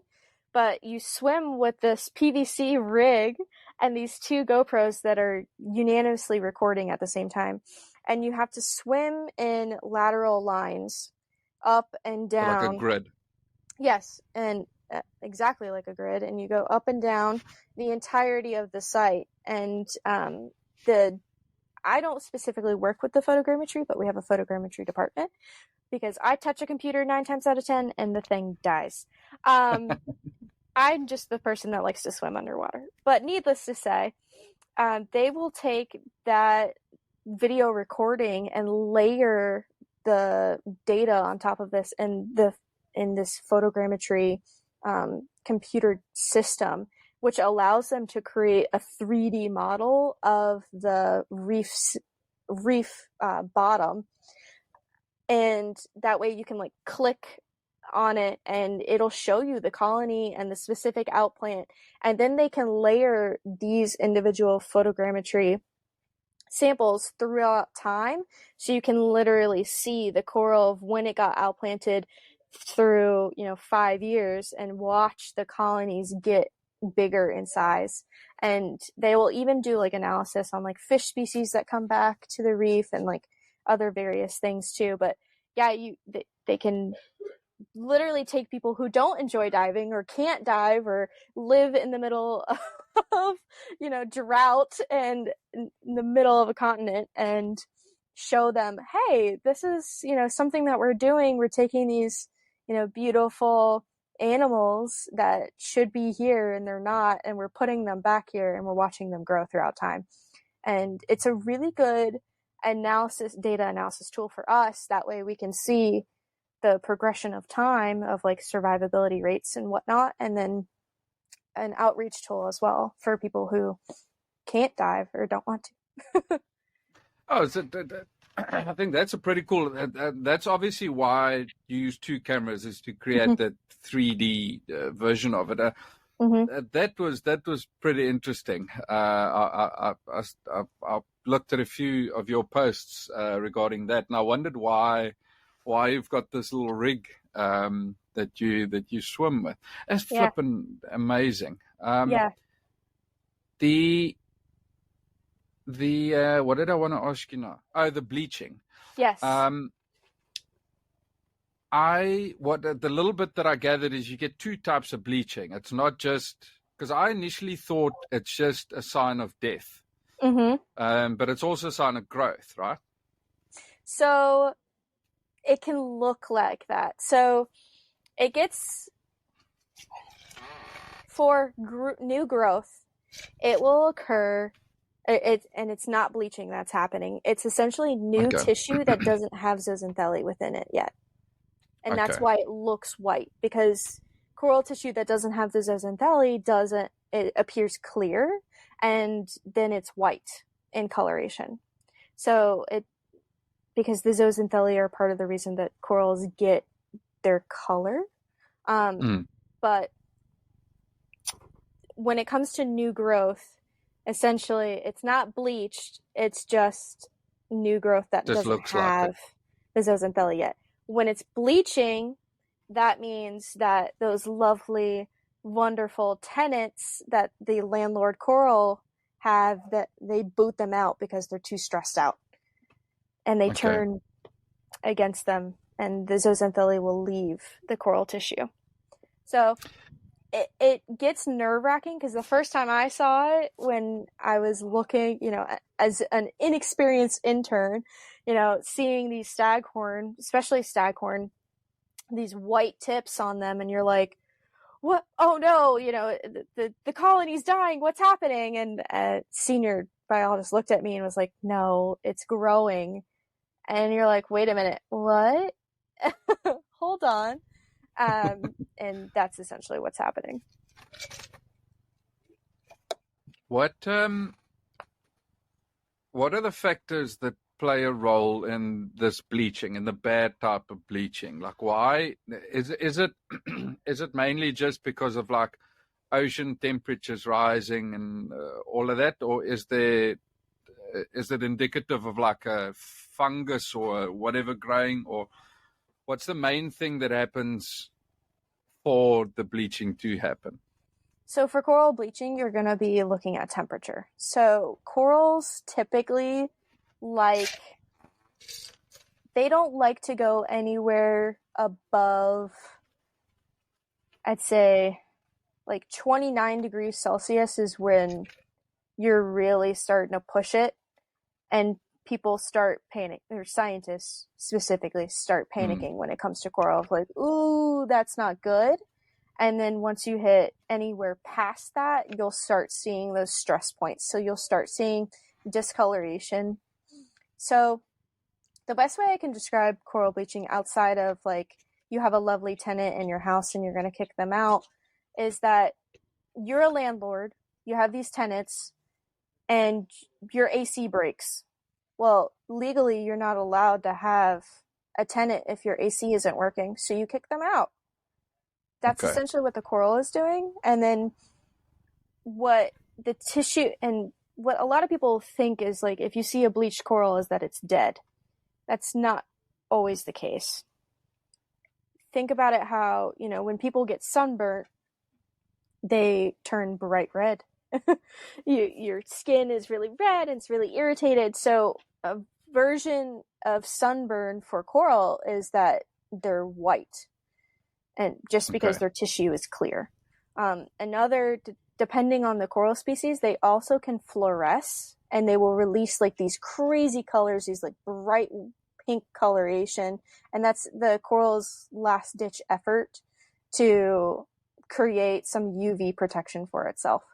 But essentially you'll see that white after a temperature spike. Like I think it was this past June, we had that huge coral bleaching event here in the Florida Keys, and pretty much globally, after I think it was like 101 degrees surface temperature down here, and basically all of the coral bleached, which was really disheartening to see. And since then, we've luckily seen some recovery, especially with the large bouldering species, like those brain species that we were talking about earlier, just because they tend to be able to handle it a little bit better.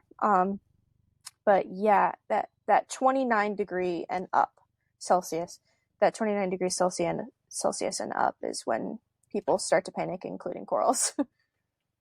This might be a stupid question, but is there something that you can do short term to how can I ask this now? Is there something that you can do short term to help a specific coral get over that bleaching phase? Can you, for argument's sake, release a bunch of fish and that'll swirl the water around and cool it down? Is there anything that we as people can do, or you guys as scientists can do, to sort of quickly intervene and save a stretch of reef? Or is it sort of like, oh shit, what's done is done? It's really disheartening, because when it comes to a whole huge ecosystem like that, technology hasn't quite caught up with us. And so it's kind of like oh shit, what's done is done. And the best that we can do is continue what we're doing of restoring the reefs. And especially if we stop now, then there's definitely no hope.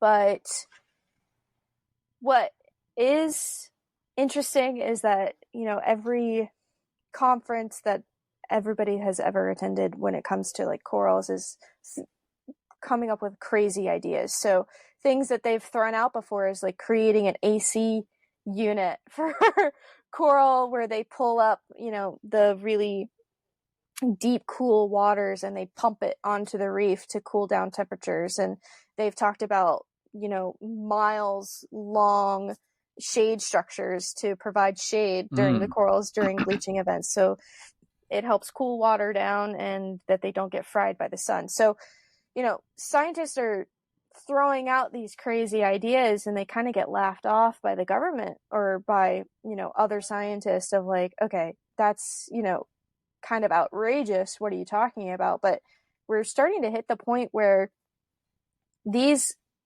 quote unquote outrageous ideas aren't so outrageous anymore because action needs to be taken. But outside of, taking that coral and putting it in a tank, there's nothing that you can do. And even then, by the time that it's showing the bleaching signs, that means that it's already had, some form of prolonged stress.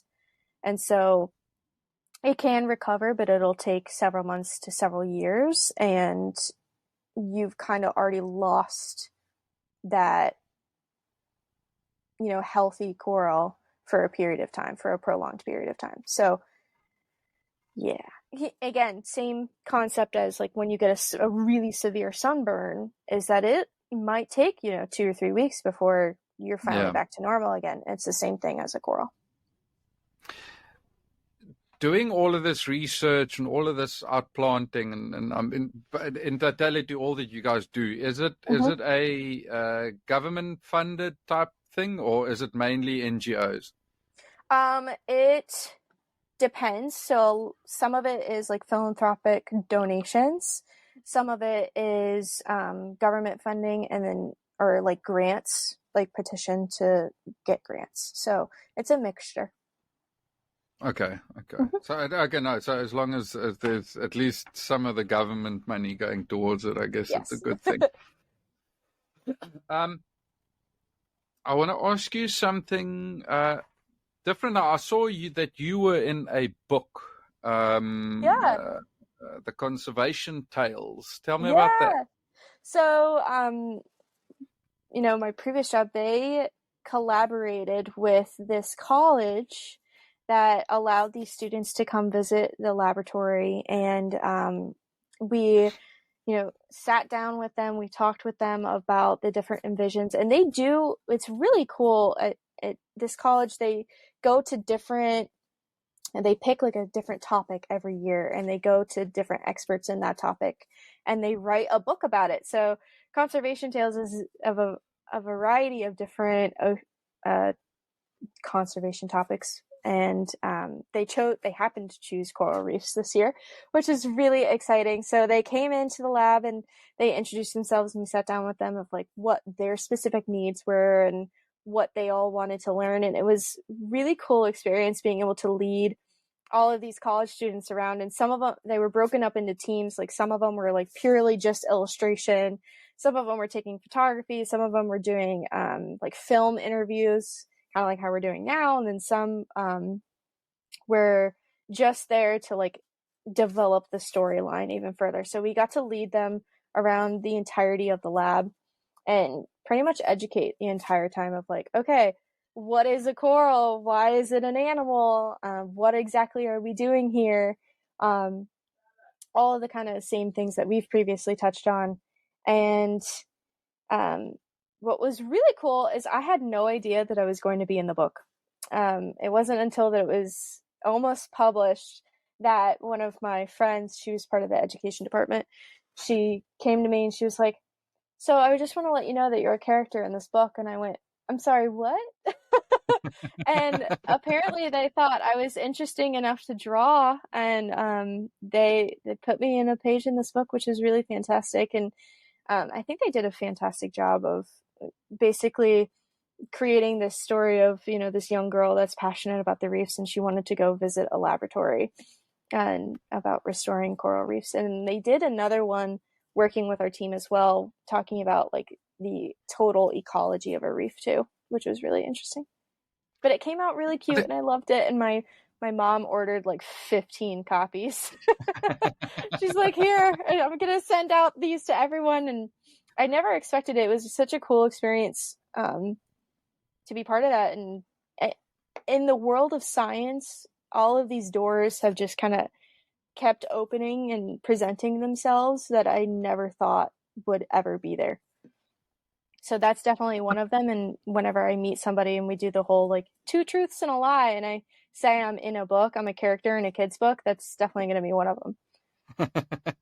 There's I must say that's something that I find quite fascinating about your page is you've managed to build up quite a following, and it's not just pretty pictures of coral and snails and whatever. You actually use your platform to sort of promote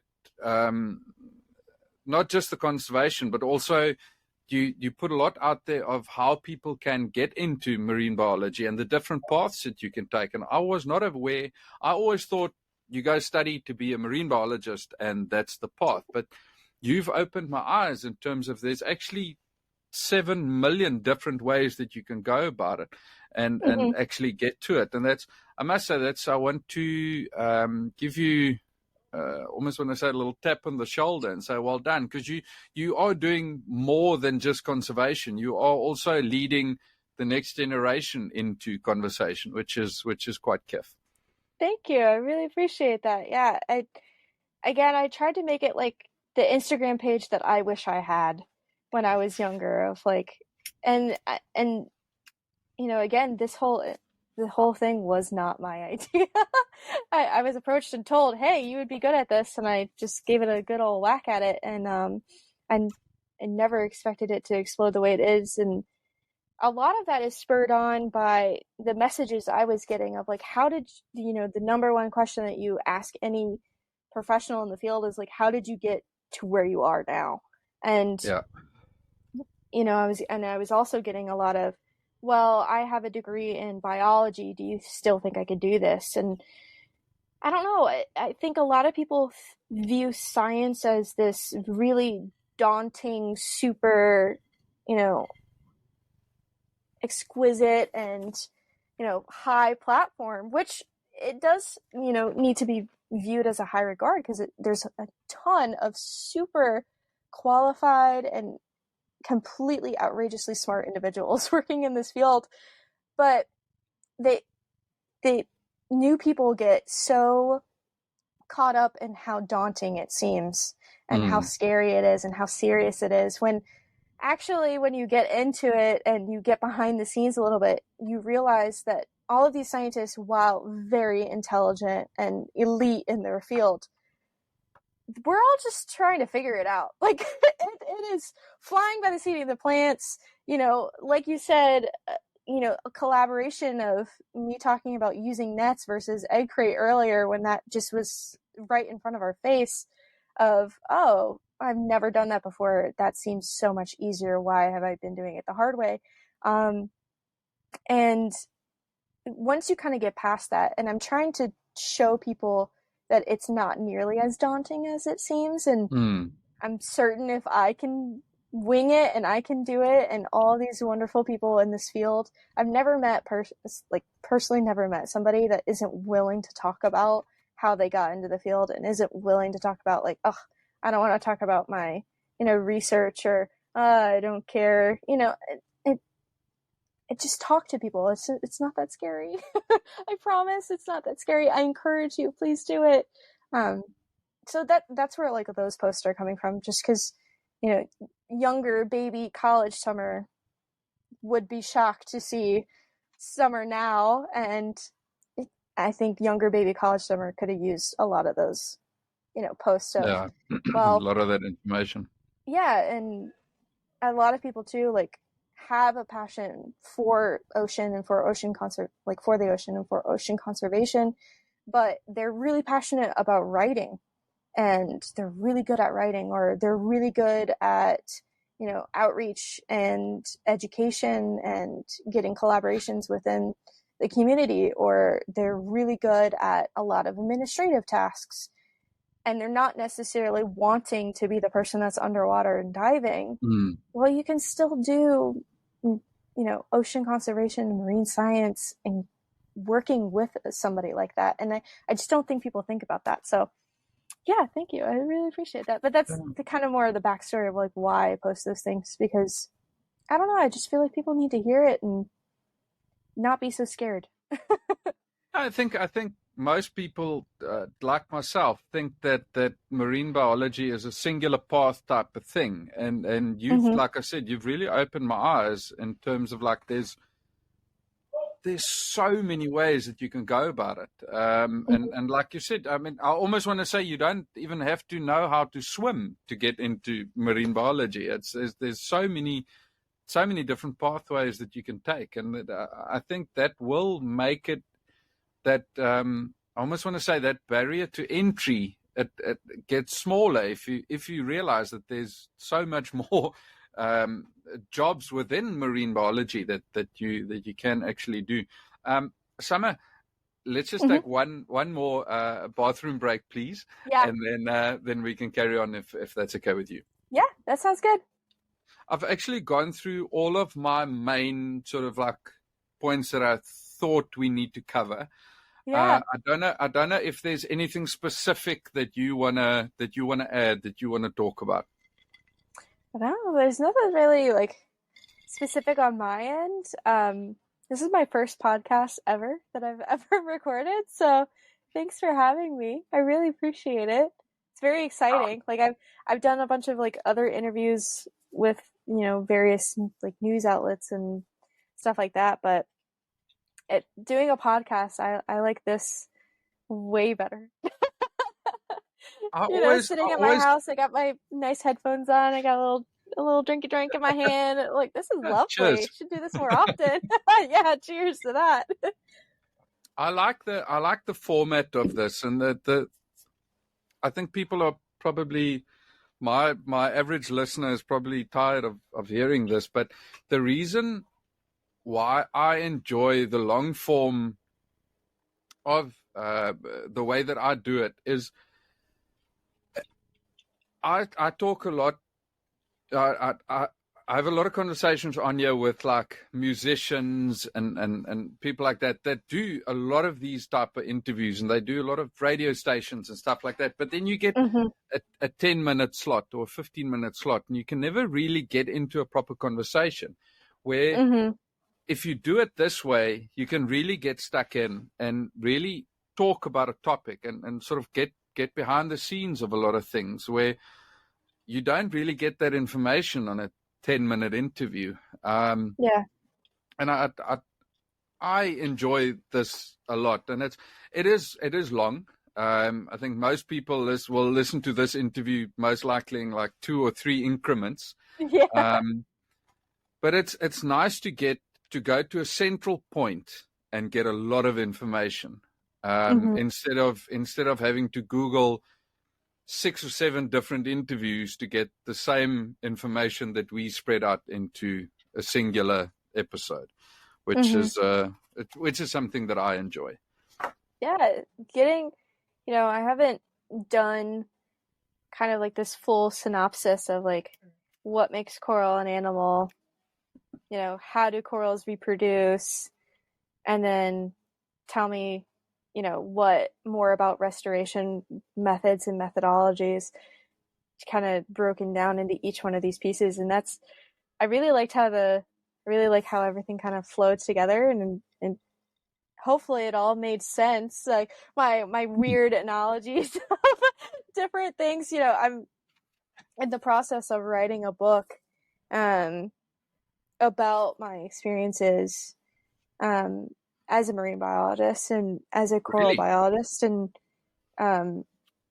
that's where a lot of these like analogies are kind of coming from. Is how can I explain to somebody who's never been underwater what this looks like, and of like this city of this ancient civilization full of these giant statues of Mother Nature's awesomeness, and why it's so critical to have them. Tourism is like one of the main things, and obviously genetic diversity, obviously like biodiversity, like global biodiversity or ocean biodiversity. All of marine species live within that 1% of this ecosystem. So we lose that 1% of the ecosystem. Goodbye to your lovely fish dinners, and goodbye to your, favorite snorkeling and scuba diving spots. And so it's been an adventure writing this book of just like all these weird analogies of like, okay, what is a reef builder? Lay the foundation of a house or explain what bleaching is. It's kind of like a sunburn, and developing that. It's all been a weird and different perspective of thought rather than, getting more into the science of it of like, well, you have all the scientific official terminology, which I think gets lost on a lot of people, including myself. Like if I'm reading a really dense scientific book, I'm like, holy guacamole, I know what you're saying, but good grief. How far are you into writing this book? I'm hoping, fingers crossed, to have it published by the end of this year. I'm at least 2 or 3 chapters in at this point, which is a feat because I'm, still working, full-time job as a coral biologist at this new nursery, and then I'm still running this social media page for funsies, and now I've tacked on this book, and I'm like, okay, full schedule. Oh, please let me know when the book is out. Yeah. I'd love to have you on again, and we can cover what you cover in the book. I think that'll be great, and I'd love to do my part to advertise the book. Thank you, appreciate it. Yeah, it'll honestly be very similar to kind of what we've talked about here, and a little bit more in depth of things. Talking about my past experiences with, sea turtles and the microplastics research of kind of more of like how the interview went for that and how I even got accepted. And I had a favorite sea turtle at my rehabilitation hospital named Honeybee, who was a Chems Ridley. It was so feisty that you had to like throw the food into her tank, otherwise she'd bite your finger off. And she became like my whole world during that internship. So yeah, it's gonna be really fun. It's a good walk down memory lane. I want to ask you about sort of more the okay, let me do this. There was Okay. I saw a post on Instagram a while ago about because I've got a friend in Cyprus. He's a commercial diver, so work in oil rigs and all of that. Incredible. And I don't know how those people do it. the conditions that they work in is mind blowing. I did an episode with him, Xenon, and it's just amazing. I mean, talk about a deep sea astronaut. They are bloody astronauts. If you think no, he's the real deep sea astronaut. Like I'll take the ocean astronaut title, but yeah, that's a whole different world. But I went into a little bit of like I won't say a deep dive, but I went to go look at certain types of, not necessarily research.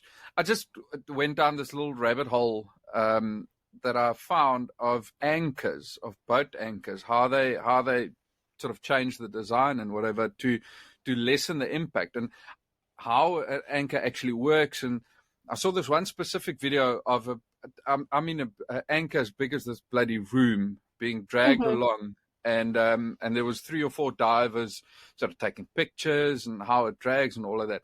And I wondered if there's any, call it rules and regulations surrounding using anchors around reefs, because obviously I could just think that it might do a bit of damage to the reef itself if you just chuck an anchor out and let it drag over the reef. Are there any rules and regulations that you know of about where you can anchor your boat? Yeah, absolutely. So a lot of the sites that we worked in are deemed sanctuaries and sanctuary sites. One of them is called Mission Iconic Reefs. It's a collection of reefs all along Florida's coastline that are particularly of interest for restoration. But within those sanctuaries, you are not allowed to anchor whatsoever. And they, instead of, having people anchor, they provide buoys for people to anchor to instead. Okay. So they are attached like hardcore with a drilled in anchor bit that is set into the reef, and that way it prevents people from throwing their anchors over and hitting a coral colony, or smashing an endangered species, which is not good. But yes, there's 100%, and even there's fishing regulations in these sanctuaries as well for where you are or aren't allowed to fish and even throw nets, or troll as well. And you're not allowed to do any of that in these sanctuaries, or spearfishing is another one too, which is fantastic. And, my opinion, we need more area of sanctuary space, because the difference that you can see in an area that is deemed a sanctuary versus an area that's not is very stark, especially when you're actively working in those environments. So, but yes, the good news that long story short, yes, there is. Because I was wondering, while you guys do these plant outs, how you actually stay over the area. But I'm guessing now you just attach the boat to one of these buoys, yes, instead of throwing out the anchor. Yes. Okay. Do you guys have any, and when I say you guys, I mean like marine biologists as a whole, do you guys have some other when it comes to designing of anchors that you know of? Is there any? Not that I'm aware of or that I have personally seen. Would it shock me? No. If there was, if there was like some sort of cross collaboration and input of different, and even like technical divers of like, okay, this is what works the best as an anchor and this is what doesn't, and even the design and fundamentals, but not that I'm aware of. But that would be interesting to have like a cross collaboration between a bunch of marine biologists and these engineers. And I have collaborated with engineers in the past, especially working with AI software, and they wanted to build essentially a robot that would monitor the coral growth of the coral within the nursery and take regular inventory data for us and be able to analyze. And they were talking about using lasers to remove algae from the plugs, and it was really cool to collaborate with them and talk with them. They're fantastic, next level genius when it comes to computer software. Well, talking about the monitoring, we spoke about the let me just get the word right. Yeah, the photogrammetry that you guys use on the reef itself. Mm-hmm. Do you use a similar type thing to monitor the growth in the nursery, or is it more just physically measuring the things, the corals? It's more just physically measuring, and since they aren't in the natural environment, we don't have there's no like grant or no government requirement from us or for us to be able to monitor that. And feasibly, when you're talking again numbers of 80,000 coral and you've got 5 people, that's not gonna be enough people to measure that consistently. Okay. Yeah, it'll be interesting to for argument's sake, have this chat in 5 years' time, and then all of a sudden we've got fucking drones going overhead, going measuring I'm down everything. for it. Reschedule in 5 years. We'll see how we're going. I wanna. Okay, so I'm gonna go a bit off topic here. Yeah.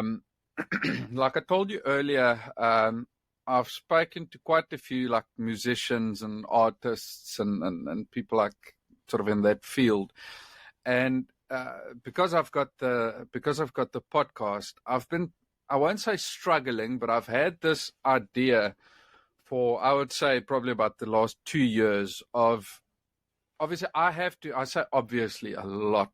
I need to stop. I say a lot, so it's okay. I want to ask people questions that have never been asked before, because that's, in my mind, what keeps it interesting. And I've played around with the idea of where muse comes from. Like, how do you think of something new? And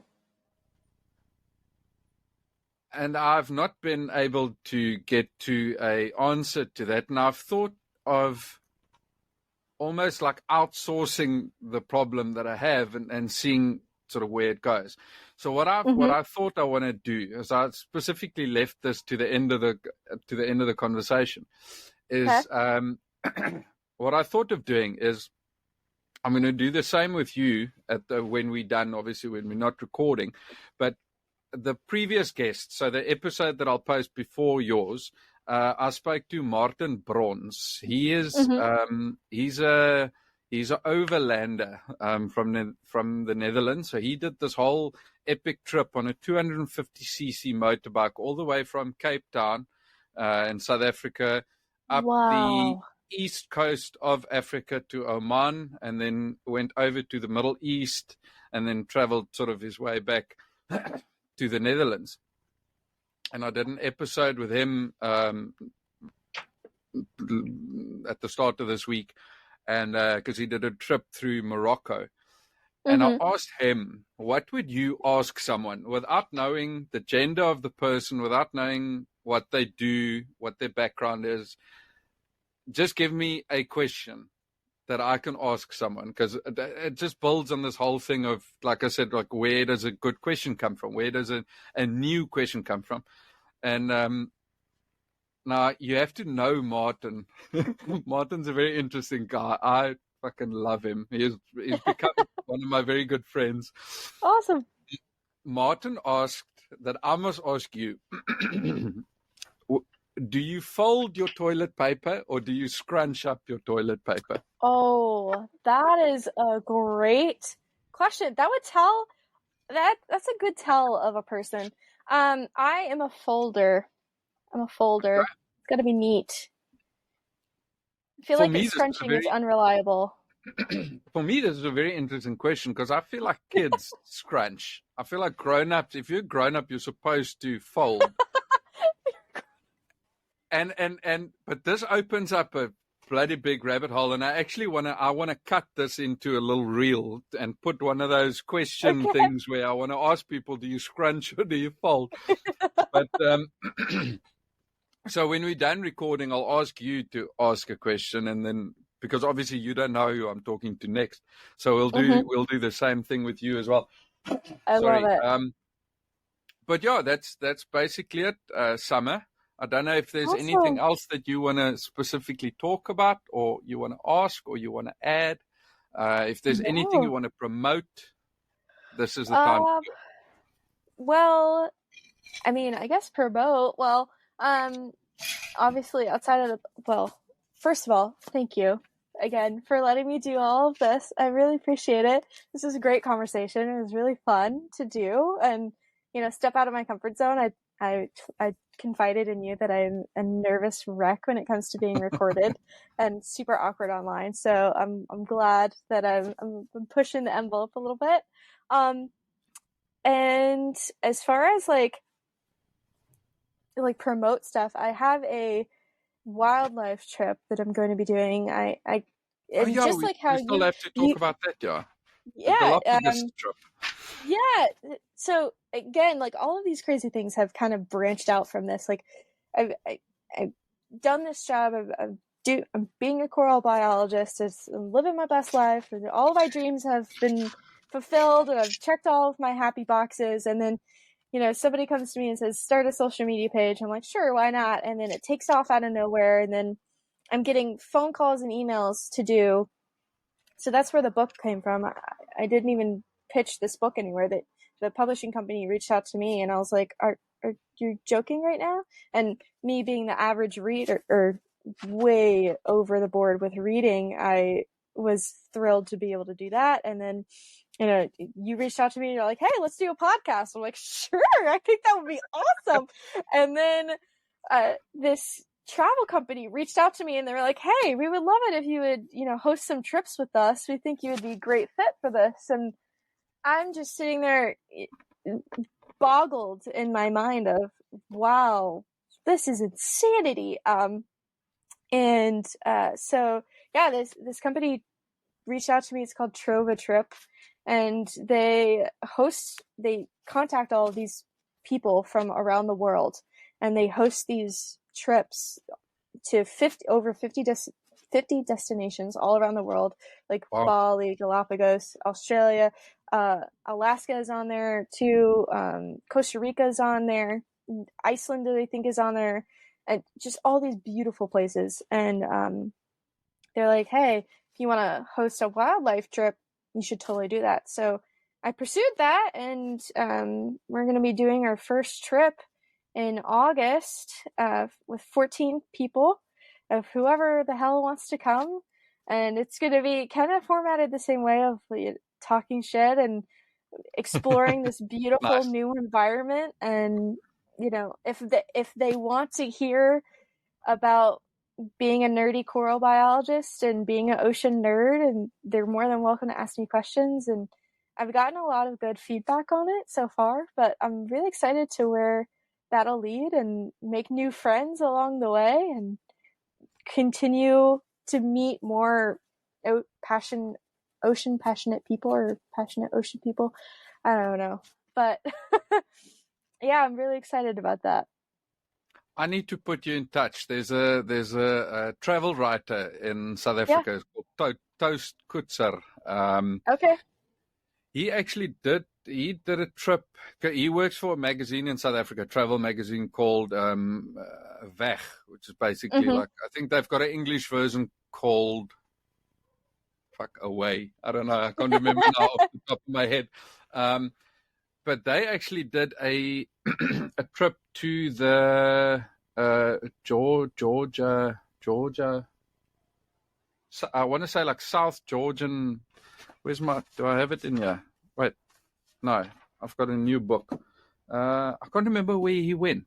East.